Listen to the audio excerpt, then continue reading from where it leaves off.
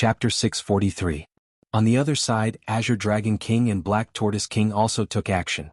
They grabbed Thousand-Armed Man and Hundred-Face respectively and fled out of the Nine Heavens Thunder formation.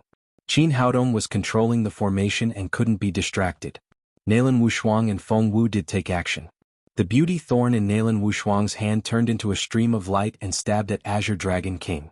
At this time, Azure Dragon did not dare to fight anymore. He slipped to the side and fled forward again. He dodged the sword, but Thousand-Armed Man in his hand failed to dodge. Nalan Wushuang's beauty thorn pierced through his right chest with blood. On the other side, Feng Wu also slashed at Black Tortoise King with her Leimu sword. Black Tortoise King was carrying a man and had to avoid the thunder and lightning all over the sky, so he couldn't compete with Feng Wu at all. In a panic, Hundred-Face lost one of his arms. Anyway, these people were saved. After escaping from the Nine Heavens Thunder formation, they quickly ran to the seaside. The onlookers on the shore saw that the Divine Dragon Island was once again covered with dark clouds and thunder. They were worried that they couldn't see what was going on inside. Suddenly they saw several figures running out. A young rich man was standing on a yacht and looking at the middle of the island. Vermilion Bird King grabbed White Tiger King and jumped onto his yacht, kicking him off. Then he drove the yacht and fled into the distance with several people behind him. "Damn it, who are you? How dare you steal my yacht? I'm not done with you." The young man was almost kicked to death by Vermilion Bird King. He choked a few mouthfuls of water in the sea and was rescued. Then he cursed loudly. The people on the yacht nearby all gathered around and began to talk about it. "I saw Master Mei Zhanlong among those people. One of his shoulders is bleeding and he lost an arm. Did I see it wrong? Did Master Mei run away? Did Great Master Mei lose? Great Master Mei has really been defeated. I'm finished this time. I've bet all my wealth on him." Some people still had a glimmer of hope. "Don't worry. Although Master Mei ran away, Qin Haodong might be dead. In that case, Master Mei will still win." But at this moment, the wind and clouds on the Divine Dragon Island dispersed, the thunder stopped, and everything returned to peace. Qin Haodong walked to the shore with Nalan Wushuang and Feng Wu. Qin Haodong ignored many surprised eyes and took them to the yacht. Then they drove toward the shore. After getting on the boat, Nalan Wushuang said, "The Devil Gate is really everywhere. I didn't expect Mei Zhanlong to be a hidden elder of the Devil Gate. He even set such a big trap for us." Feng Wu said, "They suffered such a big loss last time. I thought they would be quiet for a while, but I didn't expect that the Devil Gate's behavior could not be judged by common sense. They actually sent 6 elders at the 9th level of the Supreme Power Realm at once." Nalan Wushuang said, "Fortunately, Haodong made preparations in advance, otherwise we would have suffered a big loss today." While they were talking, they had already approached the shore. In the distance, Li Meiyu was standing on the dock and looking in this direction. Her face was full of worry. When she saw Qin Haodong's yacht, her expression immediately became lively. After Qin Haodong went ashore, she no longer cared about being a girl and threw herself into Qin Haodong's arms. There were 2 lines of tears on her happy face. She murmured, "That's great. Haodong, it's great that you're fine." Qin Haodong patted her on the back and said, "Well, let's go back and talk about it." After getting in the car, they returned to the Li family's villa together. At the same time, the whole Hong Kong was in an uproar. The news that Qin Haodong had defeated Master Mei Zhanlong spread to every corner. At first, some people did not believe it, but then someone went to the Divine Dragon Island and found one of Master Mei Zhanlong's arms on the island. Since then, no one had any doubts. Moreover, after this battle, Mei Zhanlong completely disappeared and there was no news about him. His disciples also scattered when the tree fell. Master Mei Zhanlong, who was known as the #1 magic caster in Hong Kong, fell from the altar. Mei Zhanlong was defeated. The gamblers who had bet a lot of money on him were the most angry. Some of them even bet all their money and lost everything. Some were happy and some were sad. The gamblers who had bet on Qin Haodong were all happy. Qin Haodong had won and they had all made a lot of money. Anyway, from this moment on, the reputation of the medical sage had spread throughout Hong Kong. Qin Haodong defeated Mei Zhanlong and the Li family was the happiest. Not only did they get rid of a big trouble, but they also made a lot of money. Li Donghua originally wanted to hold a grand celebration banquet, but Qin Haodong refused. He said, "Sir, the matter here is over. I've been in Hong Kong for a while, so there's no need to celebrate. I want to return to Wuxia immediately." Li Donghua said, "It's not easy for you to come to Hong Kong. You should have a good time. Why are you in such a hurry to go back?" Qin Haodong said, "There's no need. I still have a lot of things to do in Wuxia." Li Meiyu said with some hidden bitterness, "Are you really leaving?" Qin Haodong said, "All good things must come to an end. You can go to Wuxia to find me when you have time." Li Meiyu sighed and said, "Okay, but can we leave tomorrow? Do me a favor tonight." Qin Haodong thought for a moment, nodded and said, "Well, we'll leave tomorrow." After resting for an afternoon, Qin Haodong got into Li Meiyu's limousine at 8 o'clock in the evening. After getting in the car, the driver started the car and they sat in the compartment. Qin Haodong said, "Where are you taking me?" "To a banquet." There was a faint trace of worry between Li Meiyu's eyebrows. Qin Haodong said, "You said you want me to help you. Is it to attend a banquet?" Li Meiyu said with a wry smile, "This banquet is very unusual. It's not an exaggeration to say that it's a Hongmen banquet. I really can't think of anyone else who can help me except you." Qin Haodong's face turned cold and he asked, "What the hell is going on?" "It's a long story. Let me tell you slowly." Li Meiyu said, "Where there are businessmen there are chambers of commerce. In Hong Kong, the largest business department is the Hong Kong Business Association, which controls nearly 90% of the business resources in Hong Kong. Before my family's accident, my grandfather was the president of the Hong Kong Business Association. Later, my grandfather had an accident and was in a coma. During this time, the vice president, Gong Tianmiao, took the opportunity to become the president of the association. Gong Tianmiao has always been plotting against our Li family. After I took over the Li family, he took advantage of my young age and took 3 of our businesses in succession. Moreover, he began to accumulate our stocks in the stock market. In this duel between you and Mei Zhanlong, our Li family bet all our money on you and made a lot of money. If it weren't for this, it would have been really difficult for us to get through this crisis." Qin Haodong did not speak and listened quietly. Li Meiyu continued, "In the past few days, Gong Tianmiao has sent people to our house to propose marriage. He wants me to marry his son, Gong Tingfei. Gong Tingfei is a playboy with all kinds of poison. Gong Tianmiao has no good intentions when he proposes marriage. His ultimate goal is to encroach on our Li family's assets through marriage." Qin Haodong said, "In that case you can just refuse directly. Do they dare to rob you? Besides, Zhang Tiniu and the others are by your side. They can't rob you even if they want to." Li Meiyu said, "It's impossible to rob me by force. After all, Hong Kong is a legal society. But Gong Tianmiao has always been a schemer. I think today's banquet must have something to do with this matter. Maybe it's his plot." Looking at Li Meiyu's worried face, Qin Haodong felt a burst of pity in his heart. It was really difficult for such a young girl to take charge of such a big family business. He said, "Don't worry. I'll help you solve the problem of the Gong family before I leave." "Haodong, thank you." Looking at Qin Haodong's handsome face, Li Meiyu's eyes were full of love and gratitude. Qin Haodong said, "What are you thanking me for? I'm your bodyguard, aren't I?" Li Meiyu said with a complicated expression, "I want you to be my bodyguard for the rest of your life. Is that okay?" Qin Haodong sighed and said, "Why are you so persistent? I have girlfriends and there are several of them. I won't give them up for any reason." After a long silence, Li Meiyu said, "If I don't care about them, will you accept me?" Qin Haodong was moved. It was very rare for this jealous girl to do this. It could be seen that she loved him deeply. "There's no need to be so difficult for yourself. Maybe tomorrow you will meet someone else who will move your heart and find a love that belongs completely to you." I won't do it again." Li Meiyu grabbed Qin Haodong's hand and put it against her heart. "No matter what happens to us in the future, this place has been filled by you and there's no room for anyone else." Qin Haodong said, "I know your feelings for me, but you can't let go of that obsession in your heart. In this way we won't be happy together. When you really think it through, come to me." Li Meiyu fell silent. Indeed, she liked Qin Haodong very much, but she couldn't accept the existence of other girls. Her dream was to have a love that belonged to her alone. Qin Haodong said, "Well, let's change the topic." Li Meiyu shook her head as if she wanted to drive away the troubles in her heart. She lowered her head and opened her bag. She took out a check and gave it to Qin Haodong. "This is for you." Qin Haodong took the check and looked at it. It was worth 2 billion yuan. He said, "Why did you give me so much money?" Li Meiyu said, "I bet all the money of the Li family on the battle between you and Mei Zhanlong and made a lot of money. You deserve it." Qin Haodong said, "Forget it. Of course the money you won belongs to you." Chapter 644. Li Meiyu said, "You've helped our family too much. Without you, there would be no Li family today, so you really deserve this money." Qin Haodong waved his hand and said, "Keep it for me. I'll get it from you when I need it." Li Meiyu said, "You have to take the money anyway. I'll keep it for you until tomorrow at most. If you don't take it, I'll transfer it to Sister Momo." Qin Haodong smiled and said, "It's up to you." At this time the limousine stopped. Qin Haodong and Li Meiyu got out of the car and saw a magnificent club in front of them.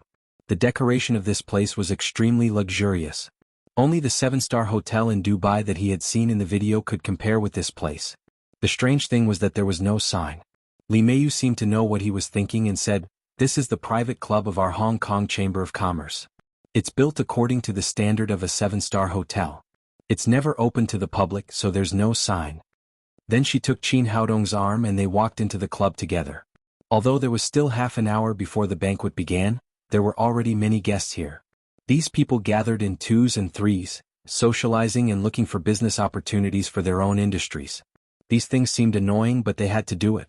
As the new head of the Li family, Li Meiyu naturally had to build a good relationship with the upper class of Hong Kong. Li Meiyu knew that Qin Haodong didn't like these things, so she said, "Haodong, sit here for a while. I'll be back soon." "It's okay. Go ahead." Li Meiyu nodded to him apologetically and then joined those people with a glass of wine. This was a buffet party, and the clubhouse had prepared a lot of delicious food. Qin Haodong chose some of his favorite food with a plate and a glass of red wine. Then he chose a quiet corner and leisurely enjoyed the food on the plate. While he was eating, a familiar figure suddenly appeared in front of him. It was Ouyang Shanshan, who had come to Hong Kong to participate in a commercial performance. He didn't expect to meet her here. At this moment, Ouyang Shanshan's face was very ugly and she hurried over. Behind her was a middle-aged man in his 40s. The man was wearing a famous brand suit, a pair of gold-rimmed glasses and a gold watch on his wrist. He was dressed in a completely upper-class outfit, but there was an extremely annoying look in his eyes. "Pervert." The middle-aged man didn't notice Qin Haodong in the corner. He grabbed Ouyang Shanshan's arm and said, "Shanshan, don't be a child. We can't afford to offend young Master Gong. Besides, it's just having a drink with him. What's so difficult about that?" Ouyang Shanshan yelled angrily, "Mr. Liang, didn't you see that the playboy insisted on drinking with me?" The middle-aged man said, "Shanshan, we're all gangsters. It's just a joke. Why take it so seriously? Come back with me now, apologize to young Master Gong and drink a cup of wine happily. There's still room for redemption." Ouyang Shanshan said, "That's impossible. I won't apologize to him, let alone drink wine with him." The middle-aged man's face darkened and he said coldly, "Ouyang Shanshan, don't forget that you're just an artist of the company. You're not some high and mighty saint. You have to obey the company's arrangement. Today you have to go even if you don't want to." Ouyang Shanshan said angrily, "Why? I'm just an artist of the company, not a prostitute. I won't do such a dirty thing no matter what." The middle-aged man seemed to have completely lost his patience. He said with a sarcastic face, "We're all in this circle. Why are you pretending to be a chaste girl? To tell you the truth, young Master Gong likes you and wants to sleep with you. If you want to be in this circle, you have to be slept with by him. There's no reason for that. Liang Kachin, your bullsh***. Ouyang Shanshan was also angry. She even cursed, which was rare for her. "I'm telling you, although I'm an artist of Xingtian Entertainment Company now, we signed a free contract. I can leave at any time." "Leave?" Liang Kachin sneered and then said proudly, "You underestimate my power in the entertainment circle. As long as you leave, I can guarantee that no entertainment company will dare to sign a contract with you. By then, even if you completely leave the entertainment circle, even if you're a popular star now, you'll be forgotten by the society in a few years. You still want to be a star? Dream on." Ouyang Shanshan said coldly, "That's none of your business. From now on, I officially terminate the contract with your company. I have nothing to do with you anymore." Liang Kachin was slightly stunned. He thought that Ouyang Shanshan was just joking. He didn't expect that this woman would really terminate the contract with his company. He had been in the entertainment circle for so many years and had slept with countless women, but he had never seen such a tough female star. "Bitch, where do you think this is? This is Hong Kong and it's my world. You can't leave as you like. You must satisfy young Master Gong today." Liang Kachin said and reached out to grab Ouyang Shanshan's arm. At this moment, a cold voice came from beside him, "Take your hands off me." Liang Kachin thought that there was no one here, but he was startled by the voice behind him. He looked back and saw a young man standing there with a cold face. "Haodong?" Ouyang Shanshan also saw Qin Haodong. She didn't expect to meet the man she had been thinking about day and night here. She couldn't control the grievance in her heart anymore. She threw herself into Qin Haodong's arms and burst into tears. Seeing that the woman he had been thinking about for a long time had thrown herself into another man's arms, Liang Kaqin's eyes flashed with malice. He asked coldly, "Who are you, boy?" He didn't take Qin Haodong seriously at all since he was wearing ordinary clothes. Qin Haodong ignored him and raised his hand to wipe the tears from Ouyang Shanshan's eyes. He asked, "What the hell is going on? Aren't you in Duku Entertainment Company? Why are you in Xingtian Entertainment Company? Could it be that Lu Huaqiang sold you out?" As he spoke, there was a flash of uncontrollable anger in his eyes. Ouyang Shanshan calmed herself down and said, "It's not what you think." Lu Huaqiang had no choice. After listening to her, Qin Haodong understood what was going on. It turned out that Lu Huaqiang had been very lascivious. He had placed his lover in the company to work as a financial officer. However, the woman suddenly took all the money in his account a few days ago and ran away with a toy boy. The sudden failure of the capital chain caused Lu Huaqiang's Duku Entertainment Company to go bankrupt. He had no choice but to sell the company to Xingtian Entertainment in Hong Kong, and the boss of Xingtian Entertainment was Liang Kaqin. Ouyang Shanshan added, "In fact, Lu Huaqiang is a good man. He terminated my contract with the company before he sold the company. Now I'm completely free and no longer bound by any contract." Liang Kaqin, who was next to her, sneered again and said, "What a brainless woman. I've told you that the Bulsh *T contract is useless. As long as I say it, no entertainment company will dare to sign a contract with you. At that time you can only go home and take care of your children." Qin Haodong glanced at him and said to Ouyang Shanshan, "Since no company dares to give you money, let's not sign a contract." Liang Kaqin said sarcastically, "I thought you found a big backer. It turns out that he wants you to quit the entertainment industry. It's not easy for you to accumulate popularity in the entertainment industry over the years. Once you quit, all your previous efforts will be in vain. It's impossible for you to come back." Qin Haodong said, "Our previous efforts can't be in vain. How about this? Let's invest in an entertainment company. You can be the boss and do whatever you want. You don't have to be looked down upon by others anymore." Liang Kaqin sneered and said, "Toy boy, do you think opening an entertainment company is like opening a snack bar? Hundreds of thousands of yuan is enough. People like you can't even think about it in this life." Ouyang Shanshan said in a low voice, "That's right, Haodong. Although I've saved some money over the years, it's still far from enough to open an entertainment company." Qin Haodong asked, "Then tell me, how much does it cost to open an entertainment company?" Ouyang Shanshan said, "Even the most ordinary entertainment company would cost 500 million yuan. An entertainment company like Xingtian would cost at least 1.5 billion yuan." Liang Kaqin sneered and said, "Did you hear that, toy boy? 1.5 billion yuan is not 15 yuan. I'm afraid you've never seen so much money in your life, have you?" At this time many people at the banquet looked over. Li Meiyu also found that something was wrong and walked back. Seeing the young lady of the Li family coming over, Liang Kaqin quickly said with a flattering face, "Hello, Miss Li." Li Meiyu ignored him and turned to Qin Haodong and said, "Haodong, what's going on?" At the same time, he saw Ouyang Shanshan and quickly said, "Sister Shanshan, why are you here?" "Nothing. Shanshan met a dog." Qin Haodong said to Li Meiyu, "Where's the 2 billion yuan? Give it to me." "Oh, here it is." Li Meiyu didn't know why Qin Haodong suddenly wanted the money, but she still took out the check from her bag. Qin Haodong took the check and gave it to Ouyang Shanshan. "This is 2 billion yuan. You can open an entertainment company with it. You'll be the boss in the future and you won't have to listen to dogs anymore." "Well, Haodong, is this appropriate?" Ouyang Shanshan didn't expect that Qin Haodong would suddenly take out so much money. She was at a loss for a moment. Qin Haodong said, "Why not? It's my investment. We'll each have half of the shares." Liang Kaqin was completely dumbfounded. Although his Xingtian Entertainment Company was worth 1.5 billion yuan, it was a joint venture of several people and there were several major shareholders in addition to him. However, this toy boy in front of him suddenly took out so much money and opened an entertainment company. Were all rich people so capricious? Who the hell was he? Chapter 645. Li Meiyu had almost figured out what was going on. She said to Liang Kaqin with a cold face, "Are you that annoying dog?" Although he was insulted by Li Meiyu in public, Liang Kaqin did not dare to get angry at all. He was just a small boss of a film and television company with a market value of several billion yuan. How could he be compared with Miss Li, who was worth hundreds of billion yuan?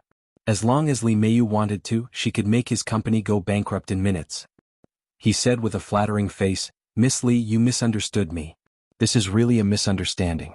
I didn't know that this gentleman is your friend. If I had known, I would not have dared to disrespect him." Li Meiyu turned to Qin Haodong and asked, "Haodong, what do you want to do with him?" Seeing that his fate was in Qin Haodong's hands, Liang Kaqin quickly bowed and said, "Mr. Qin, I'm really sorry. You are a generous man. Please let me go." Seeing his mean face, Qin Haodong felt disgusted. He waved his hand and said, "Get out of here. Don't let me see you again." Li Meiyu turned around and said, "Did you hear that? Get out of here." "I'll get out now. I'll get out now." After Liang Kaqin finished speaking, he ran away dejectedly. Although he had seen the video of the battle between Qin Haodong and Mei Zhanlong, Qin Haodong had cast some illusion on his face, so it was impossible to connect him with the person in the video. Therefore, Liang Kaqin only thought that he was Li Meiyu's toy boy. At this moment, a few sparse claps rang out. Everyone looked in the direction of the sound and saw a young man in his 30s coming over. The young man was wearing a handmade suit designed by an Italian master.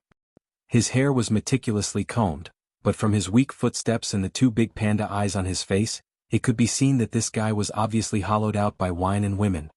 "Young Master Gong, it's young Master Gong." The onlookers made way for him. This young man was Gong Tingfei, the son of Gong Tianmiao, the president of the Chamber of Commerce. Gong Tingfei walked into the crowd with a proud face. He came to Qin Haodong, glanced at him and said, "Boy, you're living off a woman." Before Qin Haodong could speak, Li Meiyu said with a sullen face, "Gong Tingfei, what nonsense are you talking about?" Gong Tingfei turned around and said to her, "Li Meiyu, I really underestimated you. You actually used 2 billion yuan to support a toy boy. Does your old man know about this?" Li Meiyu said angrily, "Nonsense. You're the gigolo. Your whole family are gigolos." Gong Tingfei's expression changed. "You're actually talking to me like this because of a pretty boy?" Li Meiyu was about to lose her temper when Qin Haodong took 2 steps forward and said to her, "Meiyu, you're wrong about this. He's so small that he can only last for dozens of seconds. How can he be a gigolo?" Gong Tingfei has been worrying about his early retirement. To vent his distress, Qin Haodong's words had directly poked his Achilles heel. He immediately shouted hysterically, "Boy, do you know who you're talking to?" Qin Haodong said coldly, "Do you know who you're talking to?" In order to avoid trouble, he would cast a little illusion on his face when he took photos and videos. But now he realized that there was a flaw in doing so. If this guy knew his identity, he would not dare to be so arrogant. "I don't care who you are." Gong Tingfei shouted arrogantly, "This is the Gong family's territory. You'd better lie down if you're a dragon or a tiger." Qin Haodong sneered and said, "The Gong family is nothing in my eyes." "Boy, you're so arrogant. Do you know what will happen to you if you offend me in Hong Kong?" When Gong Tingfei was about to ask someone to teach Qin Haodong a lesson, someone at the front desk shouted, "Tingfei, come here. The banquet is about to begin." At this time, there was a middle-aged man in his 50s standing at the front desk. He was the host of today's banquet and the new president of the Hong Kong Chamber of Commerce, Gong Tianmiao. Gong Tingfei looked back and waved to his father, indicating that he would go there right away. Then he walked to Qin Haodong's ear and whispered, "Boy, let me tell you, Li Meiyu is my woman and I want that big star. I'll play with them to death in bed sooner or later. Later on I'll get someone to break your limbs. When that time comes, I'll let you have a good look at how your woman will feel like dying because of me." Then he smiled sinisterly, turned around and walked to the front desk. Qin Haodong looked at his back and a strong murderous intent rose from the bottom of his heart. At this moment he had listed Gong Tingfei as a person he must kill. Just at that moment he felt 7 or 8 resentment from Gong Tingfei. These were the resentment left by the women who had been tortured to death by him. Although their souls had been reincarnated, the resentment would not disappear in a short time. It turned out that because of Gong Tingfei's defects in that aspect, he had a perverted need for women, which was to abuse them crazily. He longed to see women beg for mercy and pain. Because of this perverted hobby, many women had been tortured to death by him. But because of the huge financial resources of the Gong family, all of this was covered up quietly. After Gong Tingfei came on the stage, he stood side by side with Gong Tianmiao. Gong Tianmiao's face was full of pride. He held the microphone and said to the audience, "My friends, welcome to the reception held by me today. In fact, today's reception is not just to bring everyone together. There is an important thing that I want to let my friends witness." His words aroused the curiosity of the guests. They did not know what this financial tycoon wanted to do. As a woman, Li Meiyu had a bad feeling. What Gong Qianyao said seemed to have something to do with her. At this time, an etiquette lady immediately brought a large bouquet of roses, in the middle of which was a shiny diamond ring. Gong Qianyao said, "Everyone, today is the day that my son Tingfei will propose to Miss Li. Please bear witness to their love." Hearing that Gong Tingfei was going to propose to Li Meiyu, the guests were slightly stunned at first, and then they applauded warmly. Although they applauded, they shook their heads in their hearts. They had more or less heard about Gong Tingfei's character. It was a pity that Li Meiyu, a talented and beautiful woman, was going to marry him. When the applause faded, Gong Qianyao said to the audience, "Niece Meiyu, today's banquet is specially prepared for you. Please come to the front desk." Although Li Meiyu was in charge of hundreds of billions of yuan, she was only a girl in her early 20s. She was at a loss when she encountered this kind of thing. She could not help looking at Qin Haodong nervously. "Don't be afraid. I'm here. These small fries can't do anything. I'll go with you." Then Qin Haodong walked to the front desk hand in hand with Li Meiyu. This time the expressions of all the guests changed. Gong Qianyao publicly announced that he would propose to Li Meiyu, but Li Meiyu walked to the front desk holding another man's arm. It was obvious that she did not want to give face to the Gong family. Now there was a good show to watch. As expected, the faces of the Gong family on the stage became extremely ugly. However, Gong Qianyao was a cunning guy after all. He soon calmed down and raised his hand to stop Gong Tingfei, who was about to lose his temper. He said to Li Meiyu with a fake smile, "Niece Meiyu, who is this? Your friend?" Li Meiyu said, "Uncle Gong, he is my boyfriend." Gong Qianyao's eyebrows twitched. Then he said with a sinister smile, "Niece Meiyu, no matter what your relationship is now, I think Tingfei is the most suitable man for you. You two are a match made in heaven." Li Meiyu shook her head and said, "Uncle Gong, I don't think so." Seeing that Li Meiyu did not give face to him again and again, the smile on Gong Qianyao's face completely disappeared. "Niece Meiyu, now that your father is old, it's not easy for you to support such a big family business alone. If you can marry Tingfei, the Gong family can also help you. If you insist on doing things your own way, I'm afraid that no one in the whole Hong Kong will dare to do business with your family in the future." As he spoke, the threat was obvious. The implication was that if Li Meiyu did not agree to Gong Tingfei's proposal, he would cut off all economic relations with the Li family in the future. This was not a proposal but an outright forced marriage. He wanted to use the Gong family's economic status in the whole Hong Kong to force Li Meiyu to give in. Gong Qianyao did think so. He had become the president of the Hong Kong Business Association, and with the Gong family's strong commercial strength and influence, it was a good opportunity to attack the Li family. The Li family had many old and young people. Li Dongguo was a big man when he was young, but now he was dying. Otherwise, he would not be in a hurry to hand over such a big family business to a young girl like Li Meiyu. In his opinion, in order to protect the Li family business, Li Meiyu had to compromise. As long as she could unite with the Li family by marriage, they would have the opportunity to annex the Li family's property in the future. At that time, the Gong family would become the first family in Hong Kong. But to his surprise, Li Meiyu was still unmoved. She said calmly, "Uncle Gong, I don't think so. My boyfriend can also help our family." "Your boyfriend?" Gong Qianyao smiled disdainfully and said, "Meiyu, you'd better wake up. I really can't think of what such a young man can do for your family. What qualifications does he have to be compared with our Gong family?" "Uncle Gong, if you know his name, I'm afraid you won't say that." Gong Qianyao said with a sarcastic smile, "Then tell me what's his name. See if you can scare me?" He did not think that Qin Haodong had a powerful background because he knew all the children of the big families in Hong Kong. The person in front of him was a complete stranger. Except that he was a little handsome, there was nothing special about him. Li Meiyu said, "His name is Qin Haodong and he is nicknamed Medical Sage. Just this morning he defeated Mei Zhanlong, the #1 magic caster in Hong Kong." His voice was not loud, but after he finished speaking, the whole banquet was boiling. "What? He is Qin Haodong? No wonder he looks familiar. He does look like the person in the video. So he is Medical Sage. What a great young man. No wonder Li Meiyu dared to refuse the Gong family. It turns out that she has found such a powerful backer."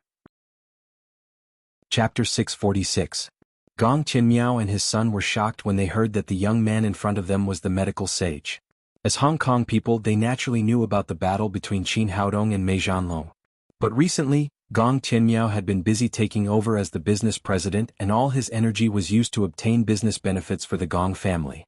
He paid little attention to Qin Haodong and didn't know his relationship with the Li family.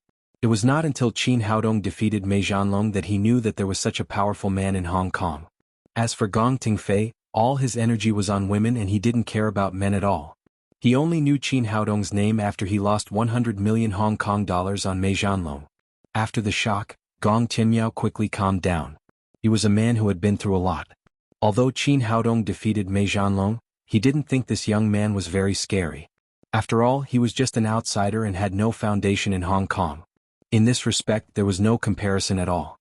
Could be said that Master Mei had a lot of followers in Hong Kong. As long as he waved his hand, everyone would stand on his side. If Mei Zhanlong forbade everyone from doing business with the Gong family, they could only go out and beg, but Qin Haodong obviously didn't have this ability. Therefore, although he was shocked, he didn't have much fear in his heart. No wonder Meiyu is so stubborn. It turns out that she has found such a big backer. Speaking of this, Gong Tinmiao changed the topic. But you have to think about it. No matter how powerful the medical sage is, he can't influence the business circle of Hong Kong. As long as I say a word, your Li family will have no business in the future. Qin Haodong pulled Meiyu behind him. He looked at Gong Tinmiao and said, "Believe it or not, as long as I say a word, no one in Hong Kong will dare to do business with your Gong family. They won't even have any contact with your Gong family." Ha! Gong Tinmiao laughed as if he had heard the funniest joke. After laughing enough, he said, "Young man, you're still too naive. Our Gong family has been operating in Hong Kong for so many years. We have a wide network and a deep foundation. How can you, an outsider, shake us? If it was Master Mei Zhanlong, I might be afraid, but you can't." Qin Haodong's expression was still calm. "But don't forget, Mei Zhanlong has already been defeated by me. So what? Hong Kong is a law-abiding society. Even if you defeated Master Mei, you wouldn't dare to kill us." It was Gong Tingfei who said that with a sarcastic face. He didn't take Qin Haodong seriously at all. Master Mei was like an immortal, but the young man in front of him didn't look like a master at all.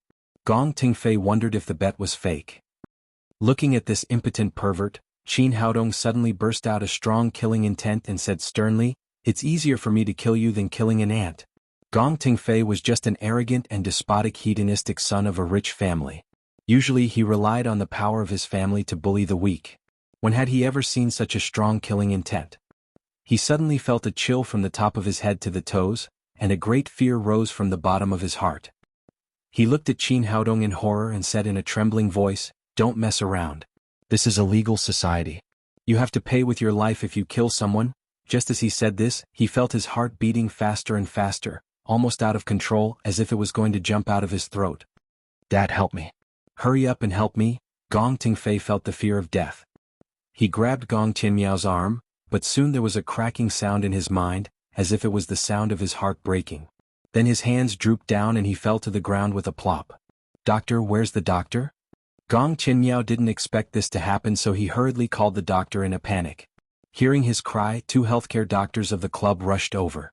After carefully checking Gong Tingfei's condition, the leading healthcare doctor said to Gong Tinmiao with regret, "I'm sorry, Mr. Gong. The young master's heart stopped beating and his pupils are dilated. There's no need to save him." How is this possible?" Gong Tinmiao asked in panic. "How did my son die?" The leading healthcare doctor said, "Judging from the young master's symptoms, he should have died of a myocardial infarction." At this moment, everyone's eyes were focused on Qin Haodong and a chill rose from the bottom of their hearts. This young man had killed Gong Tingfei with just his eyes. This kind of ability was really terrible. Even Mei Zhanlong could not do it. Of course, Qin Haodong did not kill Gong Tingfei with his eyes. After reaching the 9th level of the Supreme Power Realm, his genuine qi could be released within a range of about 10 meters. Just now, he used his qi to control Gong Tingfei's heartbeat, thus causing Gong Tingfei's heart to beat too fast and die. Gong Tinmiao turned around, looked at Qin Haodong and shouted, "Did you kill my son?"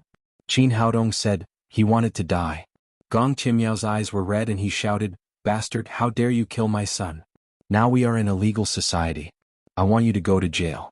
I want you to pay with your life." Qin Haodong said indifferently, "You're right. Now we are in a legal society. The police need evidence. Just now, everyone saw that I was so far away from your son and I didn't even move a finger. I'm afraid the police won't believe me if you say that I killed him." "You?" Gong Tinmiao's expression froze. At this moment he realized how terrible the young man in front of him was. He had clearly killed his son in front of him, but he could not find any evidence. Just now, the healthcare doctor had given the diagnosis of myocardial infarction. Even if he called the police now, the police would not think that Qin Haodong was guilty. Qin Haodong said, "Mr. Gong, I advise you not to get excited. Cardiovascular and cerebrovascular diseases are generally hereditary. I'm afraid that you will get sick together with your son. Think about it, the Gong family has such a big family business. If both of you die, who will benefit from it?" Realizing the meaning of his words, the anger in Gong Tianmiao's heart was instantly replaced by fear. This young man could kill his son quietly and he could also kill him. It was impossible to guard against Qin Haodong's means and he would not leave any traces. As Qin Haodong had just said, killing them was easier than killing ants. This young man was really terrible. It was not an accident that he defeated the #1 master in Hong Kong. His ability to kill people with his eyes was definitely 100 times better than Mei Zhanlong's. After thinking about this, the more he thought about it, the more frightened he became. He was afraid that Qin Haodong would look at him again, so he quickly bowed and hid under the table. He was trembling all over and did not even have the courage to show his face again. Seeing that the president of the Chamber of Commerce was so scared, the others also realized this and stepped back one after another, for fear that Qin Haodong would kill them with a single glance. In the past, they had been in awe of Mei Zhanlong's magic, but they had never reached this level. At this moment, Qin Haodong was no different from a demon in their hearts. Qin Haodong glanced around and said, "I'm a man of my word. I've just said that from today on, no one is allowed to do business with the Gong family.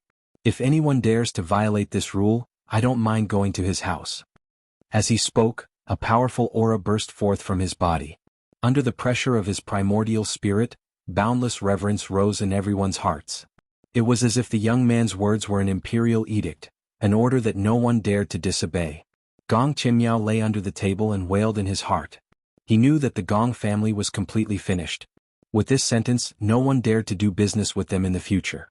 Qin Haodong took Li Meiyu's hand and said, "From now on, I'll be the backer of the Li family. I welcome you to do normal business with the Li family. I won't say anything about normal business competition, but if anyone dares to use any dirty means, I don't mind destroying his family." Then he waved his hand and called Ouyang Shanshan, who was stunned, over. "This is my friend and my partner. I'm going to open an entertainment company in Hong Kong and Ouyang Shanshan will be in charge of it. This is my company. If anyone wants to make trouble, I advise you to prepare your own grave in advance." There was complete silence. No one dared to make a single sound. The powerful pressure from the soul had already left an indelible mark in their hearts. Whether it was the Li family or Ouyang Shanshan, they were definitely not people they could afford to offend. Liang Kaqin hid in the corner. Originally he wanted to find a chance to take revenge on Ouyang Shanshan, but now he completely dispelled the idea. Even if he was given 100 guts, he would not dare to touch Ouyang Shanshan again. After that, there was no need for Qin Haodong to stay any longer. He left the banquet with Li Meiyu and Ouyang Shanshan. After they went out, Ouyang Shanshan said to Qin Haodong, "Haodong, thank you." In the eyes of others, she was a glamorous star, but in fact, only she knew how much she had suffered behind the scenes. Now the man in front of her had completely changed her fate. In the future, she would no longer be a simple entertainer. She would have her own entertainment company and become the boss. From now on, she would no longer have to worry about the unspoken rules, accompany others to drink, or be subservient to others. Moreover, with Qin Haodong's power just now, she believed that no one in Hong Kong would dare to make trouble for her. "There's nothing to thank me for. Call me if you need anything in the future." Qin Haodong waved goodbye to Ouyang Shanshan and then got into Li Meiyu's limousine. After getting in the car, Li Meiyu looked at the man in front of her with a complicated expression. Originally, she knew that the father and son of the Gong family were up to no good, so she wanted to use Qin Haodong to get through this. She didn't expect that Qin Haodong not only helped her solve the problem, but also solved it so thoroughly. From now on, the Li family would have a new future in Hong Kong. Qin Haodong looked at her with a smile and said, "Are you going to thank me too?" Li Meiyu gritted her teeth and said in a low voice, "Let's go get a room." Chapter 647. While speaking, Li Meiyu lowered her head. It was the first time she had said such words to a man. Her cheeks blushed like a ripe apple. Qin Haodong reached out to hold her cheek, kissed her gently on the forehead and said, "Why are you doing this? Let's talk about it when you make a decision." Li Meiyu did not speak. She knew the distance between them. Even if she really let go and could accept his girlfriends, so what? Qin Haodong was not an ordinary person. He could not stay in Hong Kong forever because of her. Now she was shouldering the responsibility of the Holy Family, so she could not stay with Qin Haodong all the time. All the things in Hong Kong had been settled. The next day, Qin Haodong, Nailan Wushuang and Feng Wu got on the plane back to Wuxia. After getting off the plane, Qin Haodong asked Nailan Wushuang and Feng Wu to go home first, and he went to Lin's jewelry alone. In the blink of an eye, he had been away from Shanghai for 10 days, and his heart was full of missing Lin Momo. He did not call Lin Momo but came here quietly. It was the noon break time, and there were not many people walking in the whole office building. He came to the door of the president's office, gently opened the door and quietly walked in. Lin Momo did not rest. She stood in front of the file cabinet looking for something. Qin Haodong put his arms around her slender waist from behind and kissed her hard on the cheek. "Girl, why don't you take a rest at noon? Why are you working so hard?" Lin Momo's body was tense at first, but then she felt the breath of this man and relaxed. She turned around and said to Qin Haodong in surprise, "You're back. Why didn't you call me in advance?" Qin Haodong still put his arms around her slender waist, put his forehead on hers and said with a smile, "I wanted to make a surprise attack. I wanted to see if there was a gigolo behind your man's back." "You're a gigolo. Who else would I look for?" Being held tightly by Qin Haodong and hearing the words "your man," Lin Momo felt her blood getting hotter and her cheeks getting redder and redder. "In that case, I'll give you a good reward." Qin Haodong kissed her hard, and his two big hands also launched a crazy attack. Due to various reasons, he and Lin Momo hadn't done this kind of thing for a long time. Both of them were like dry firewood and raging fire. The slightest spark would ignite them. After a long time, Lin Momo pushed him away and said breathlessly, "Don't mess around. This is the office." However, what Qin Haodong wanted was the office. During this time, Lin Momo had been busy with work. The two of them had no time to go out and get a room. There was always an elf-like little fellow at home. It was the right time to look for the office. Moreover, this kind of thing would be different if they changed the venue. He locked the door of the office and rushed into the suite with Lin Momo in his arms. Under her man's fierce attack, Lin Momo had no strength at all. She couldn't resist at all and let him do whatever he wanted. Along the way, the two of them were wearing less and less clothes. When they threw themselves on the bed, they were already naked. For the whole afternoon, the two of them were busy on the bed. First, they were like dry firewood and raging fire to relieve the pain of lovesickness. Then, Qin Haodong set up a restriction in the room to help Lin Momo improve her cultivation. With the magic cultivation method of double cultivation initiation, Lin Momo also reached the 9th level of Supreme Power Realm after 2 hours. Qin Haodong was very satisfied with this result. The top families in the capital only had 2 9th level Supreme Power Realm experts, but now he had a total of 4. Moreover, this was not the end. There would be more and more. If Hu Shaoxian, Nailan Wuxia and Yagyu Yukaim of Neon were included, he could gather 7 9th level Supreme Power Realm experts. This strength was enough for him to look down on the 7 great families in the capital. Thinking of Hu Shaoxian, this little fox-like woman had suddenly lost contact recently. He couldn't get through to her on the phone and he didn't know where she had gone. When it was almost time to get off work, the door of Lin Momo's president's office opened and Qin Haodong came out. Lin Momo didn't leave with him. She had delayed her work for the whole afternoon. There were a lot of things that had to be dealt with today, so she had to hurry back. After leaving Lin's jewelry, Qin Haodong thought about it and took a taxi to the Shanghai Medical College. Some time ago he was in a hurry to go to Hong Kong. Although Lin Momo had already helped him to drop out of school, Ji Fubao and the others still didn't know what was going on. After all, they were brothers, so it was better to say hello. When he arrived at the Shanghai Medical College, he got out of the car and strolled to the classroom. When the bell rang, Ji Fubao and the others rushed out of the classroom. When they saw Qin Haodong, they were slightly stunned and then rushed to him. Ji Fubao held Qin Haodong in his arms and kissed him on the cheek with his thick lips. "Boss, where have you been these days? Why didn't you say hello? I thought you were captured and sold to Thailand to do a special job." Qin Haodong pushed him away and wiped the saliva on his cheek. "Damn fatty, stay away from me. If you want to be gay, go find Tian Buguang." Tian Buguang pulled Qin Haodong's arm and cried, "Yes, boss, where have you been these days? After you left, several campus belles in our class also disappeared. Did you elope with them?" There were 4 people in their dormitory, and only Dai Hongbing behaved normally. He stood next to them with a silly smile. Qin Haodong said, "You haven't eaten yet, right? Let's find a place to eat and talk. It's my treat today. You can eat whatever you want." Ji Fubao cried, "That's great. I can't eat well without you at home these days. I'll have a good meal today." They entered a hotel at the school gate, ordered a table of wine and dishes and began to eat and drink. After 2 glasses of wine, Ji Fubao asked, "Boss, where have you been these days?" Qin Haodong said, "I went to Hong Kong." Tian Buguang looked at him and asked, "Boss, why did the 3 campus belles in our class leave as soon as you left? Did you really elope with them?" At this point, Qin Haodong didn't want to hide it from them. He briefly told them about his situation with Nailan Wushuang and Qi Wan'er. He also said that Li Meiyu had returned to Hong Kong and the girls would never come back. After listening to him, Tian Buguang said with a surprised face, "Boss, you are so inhumane. It turns out that all the campus belles in our class have been abducted by you." Ji Fubao said, "Fortunately you left Su Hui with us. But after you left, Su Hui seemed to be in a bad mood in class.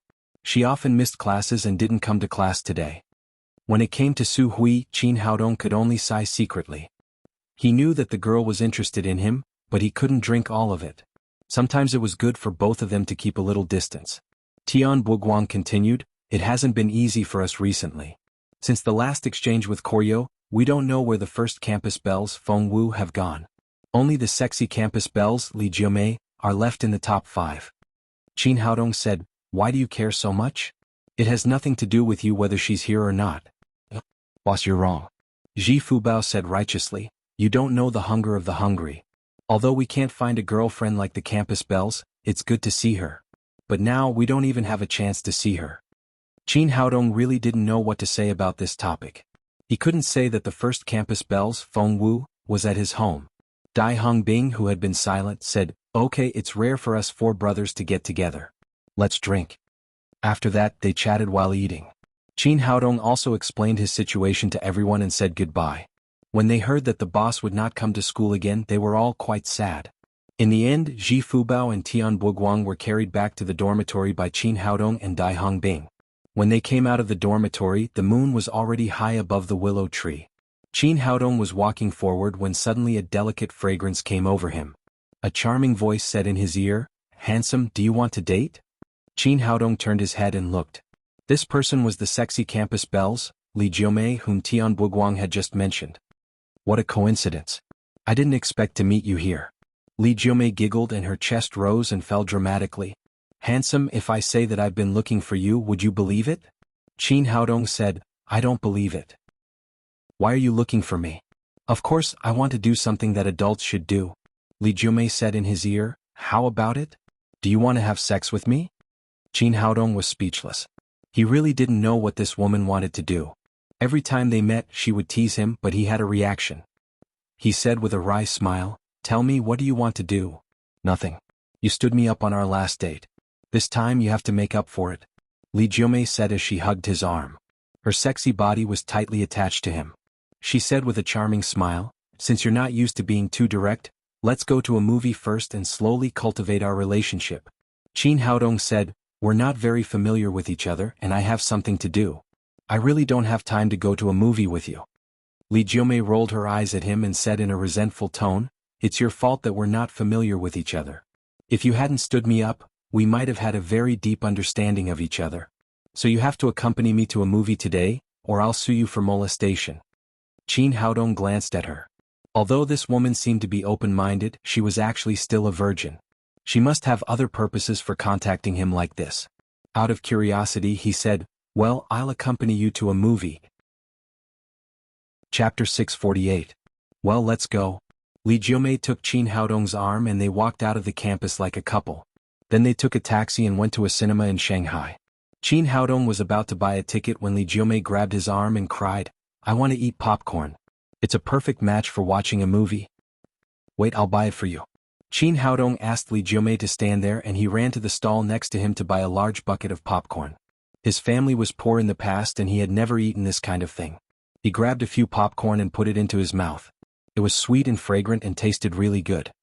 "Wait here, I'll buy the tickets." Qin Haodong asked Li Jiumei to wait in front of the door and he ran to the ticket office to buy the tickets. It was the peak time for watching a movie. After waiting for a while, he bought 2 movie tickets, but when he returned to the original place, Li Jiumei was nowhere to be seen. "Where is she? Where did she go? Did this girl ask me out to watch a movie just to swindle a bucket of popcorn from me?" Qin Haodong looked around and suddenly saw the scattered popcorn. Then he looked in the direction and saw 3 big men carrying a sack in the distance. They were walking forward in a hurry and the sack kept squirming. It was obvious that there was a person inside. Oh no, this girl has been caught. Thinking of this, he immediately chased after them. The 3 big men were all extremely rugged. They were 190 meters tall and weighed no less than 100 kilograms. The big man in the middle was carrying a sack and walking forward in a hurry. Stop. Suddenly, a young man appeared in front of them.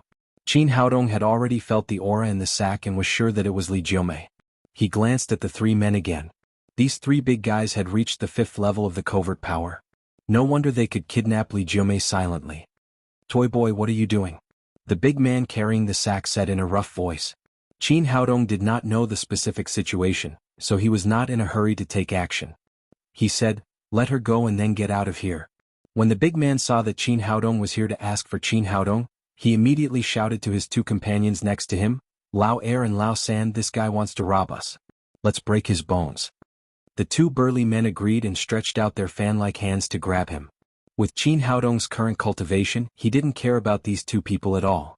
He kicked both of them away. Before the burly man in the middle could react, he grabbed the sack and sent him flying with a kick. Since it was downtown, Qin Haodong didn't want to make too much noise. Before people could react, he had already disappeared with the sack. The 3 burly men crawled up from the ground, wanting to fight to the death, but they were nowhere to be seen.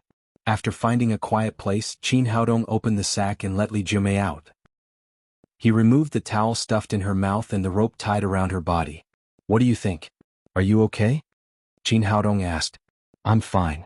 It's just a pity for the bucket of popcorn. Li Jiumei stood up and moved her limbs.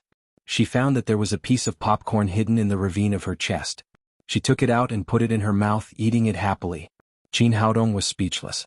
This girl was really a foodie. She had just been kidnapped, but she still wanted to eat popcorn. Who the hell are they? A strange look flashed across Li Jiumei's face, but she soon calmed down and said, I don't know. Maybe they are kidnappers who like me. Qin Haodong said, but I feel that these 3 people don't seem to be malicious to you. Who knows? Anyway, I don't know them. Li Jiumei said, since you saved me, I have to thank you. I don't want to watch the movie. I'll treat you to dinner. Forget it. If there's nothing else, I'll go back. For some reason, Qin Haodong always felt that there was something wrong with what happened today. No, even if you want to go, you have to send me back first. Li Jiumei said pitifully, what if the 3 bad guys still follow me after you leave? I'm a weak woman. Won't I suffer a lot? Well, I'll send you home first.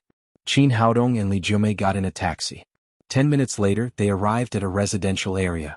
After getting out of the car, he asked, don't you live in the dormitory? No, it's not convenient to live alone in the dormitory. Come up with me and have a look at my home. I have something to tell you. Li Jiumei did not allow Qin Haodong to refuse. She took him upstairs. This was an apartment building. Although the area was not too large, only about 50 or 60 square meters, the room was very clean, mainly in pink, and the decoration was very warm. Qin Haodong still felt a little strange sharing a room with such a sexy girl. He said, what's the matter? Hurry up and tell me. I have to go back after that. What's the hurry? What else can you do in the middle of the night? Li Jiumei said as she poured a glass of water and sent it to him. Drink a glass of water first. I'm going to take a bath. I was just stuffed into a sack by those 3 people. I'm so dirty. I'll tell you after I take a bath. After that, she grabbed a bath towel and went into the bathroom next to her. Qin Haodong had no choice but to sit there and wait. He had just drunk a lot of wine and felt thirsty at this time. He grabbed the glass and drank up the mineral water in it. Li Jiumei secretly watched everything outside from the bathroom. When she saw Qin Haodong drink the water in the glass, a touch of pride appeared on the corner of her mouth. Qin Haodong sat there, took out his mobile phone and fiddled with it for a while. Hearing the sound of water coming from the bathroom, he couldn't help thinking of Li Jiumei's hot figure. The graceful curve of her chest couldn't help appearing in his mind. There seemed to be a fire in his body and he felt hotter and hotter. He picked up the water glass and took 2 more glasses of water from the water dispenser and drank it up, but the burning feeling in his body did not subside at all. Just when he felt anxious, Li Jiumei came out of the bathroom. She did not wear clothes but wrapped a bath towel around her key parts. Maybe because her chest was too full, the bath towel was a little tight and seemed to fall off at any time. She raised her hands and tidied up the wet hair behind her head. Now her graceful figure was more vividly displayed in front of Qin Haodong. At this time, Li Jiumei was like a torch, suddenly igniting the dry firewood in Qin Haodong's body. The fire was burning bigger and bigger, and it seemed that it was going to swallow him up. His breathing became heavier and heavier, and his eyes were fixed on the sexy white skin of the woman in front of him, as well as the exaggerated curve. "Do I look good?" Li Jiumei glanced at him charmingly and put her hands on the bath towel on her chest. "Do you want me to open it and let you have a look?" Qin Haodong felt that his throat was also on fire and he couldn't even speak. Suddenly he remembered something. When he was with Yagyu Yukaim, someone had secretly done something to him in the water. This was the feeling.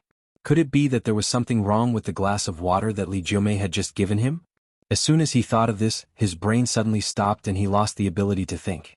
Then his nostrils felt hot, as if there were two hot streams flowing out. In front of him, Li Jiumei really untied the bath towel on her chest and showed all the graceful scenery inside in front of him. Hot air sprayed out of Qin Haodong's nostrils and his eyes were blood red. He let out a beast-like roar, violently picked up Li Jiumei and rushed to the big bed next to him. An extremely complicated look flashed across Li Jiumei's face, and then she slowly closed her eyes. Then a scene of an erotic scene played out in the room. After a long time the clouds stopped and the rain stopped. The two of them slowly quieted down. The red in Qin Haodong's eyes had faded, and he slowly regained his senses. Recalling the scene just now, he couldn't help but feel speechless. Including the time when Yagyu Yukaim was drugged, this was the second time he had been drugged. As a man, he really didn't know whether it was good or bad to encounter such things often. He turned his head and glanced at the woman next to him. Li Jiumei, who had just been moistened by the rain and dew, looked more beautiful and charming at this time. She was already extremely sexy, but now she had a mature charm. "Big sister, what are you doing?" Qin Haodong smiled bitterly. Of course, he would not cry like a woman, but he had to figure out the cause of the matter. If a beautiful and sexy woman like Li Jiumei wanted to find a boyfriend, she could call a strong army with a wave of her hand. Why did she use this method on him? Li Jiumei smiled playfully and said, "Are you going to call the police and say that I molested you?" "Big sister, tell me quickly, what are you doing?" Li Jiumei smiled again and said, "I just like you. You are handsome, have a house and a car and have a good job as a doctor, so I pushed you down. Now, I don't have to worry about food and clothing for the rest of my life.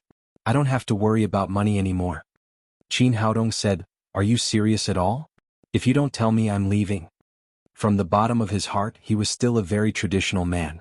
Since he had such a relationship with Li Jiumei, he felt that he should take responsibility for this woman. But before that, he first had to figure out what was going on with this woman. What was she going to do? "You're really boring. I'm a little regretful." After making another joke, Li Jiumei stopped smiling and said seriously, "To tell you the truth, I'm from the Hmong village in Xiangxi. I'm a descendant of the Jiuli tribe and I'm a Hmong woman. The 3 people who kidnapped me yesterday were not robbers but my brother." The more Qin Haodong listened, the more confused he became. He asked, "Your brother? Why did they kidnap you?" Chapter 649. Get married? Do you still need to get married? Do you have a fiancé? Then why are you doing this to me? Qin Haodong felt more and more confused and threw out a series of questions. "Don't worry. It's a long story. Listen to me slowly." Li Jiumei nestled in Qin Haodong's arms, found a comfortable position, and began to talk slowly. "I grew up in the Hmong village in Xiangxi.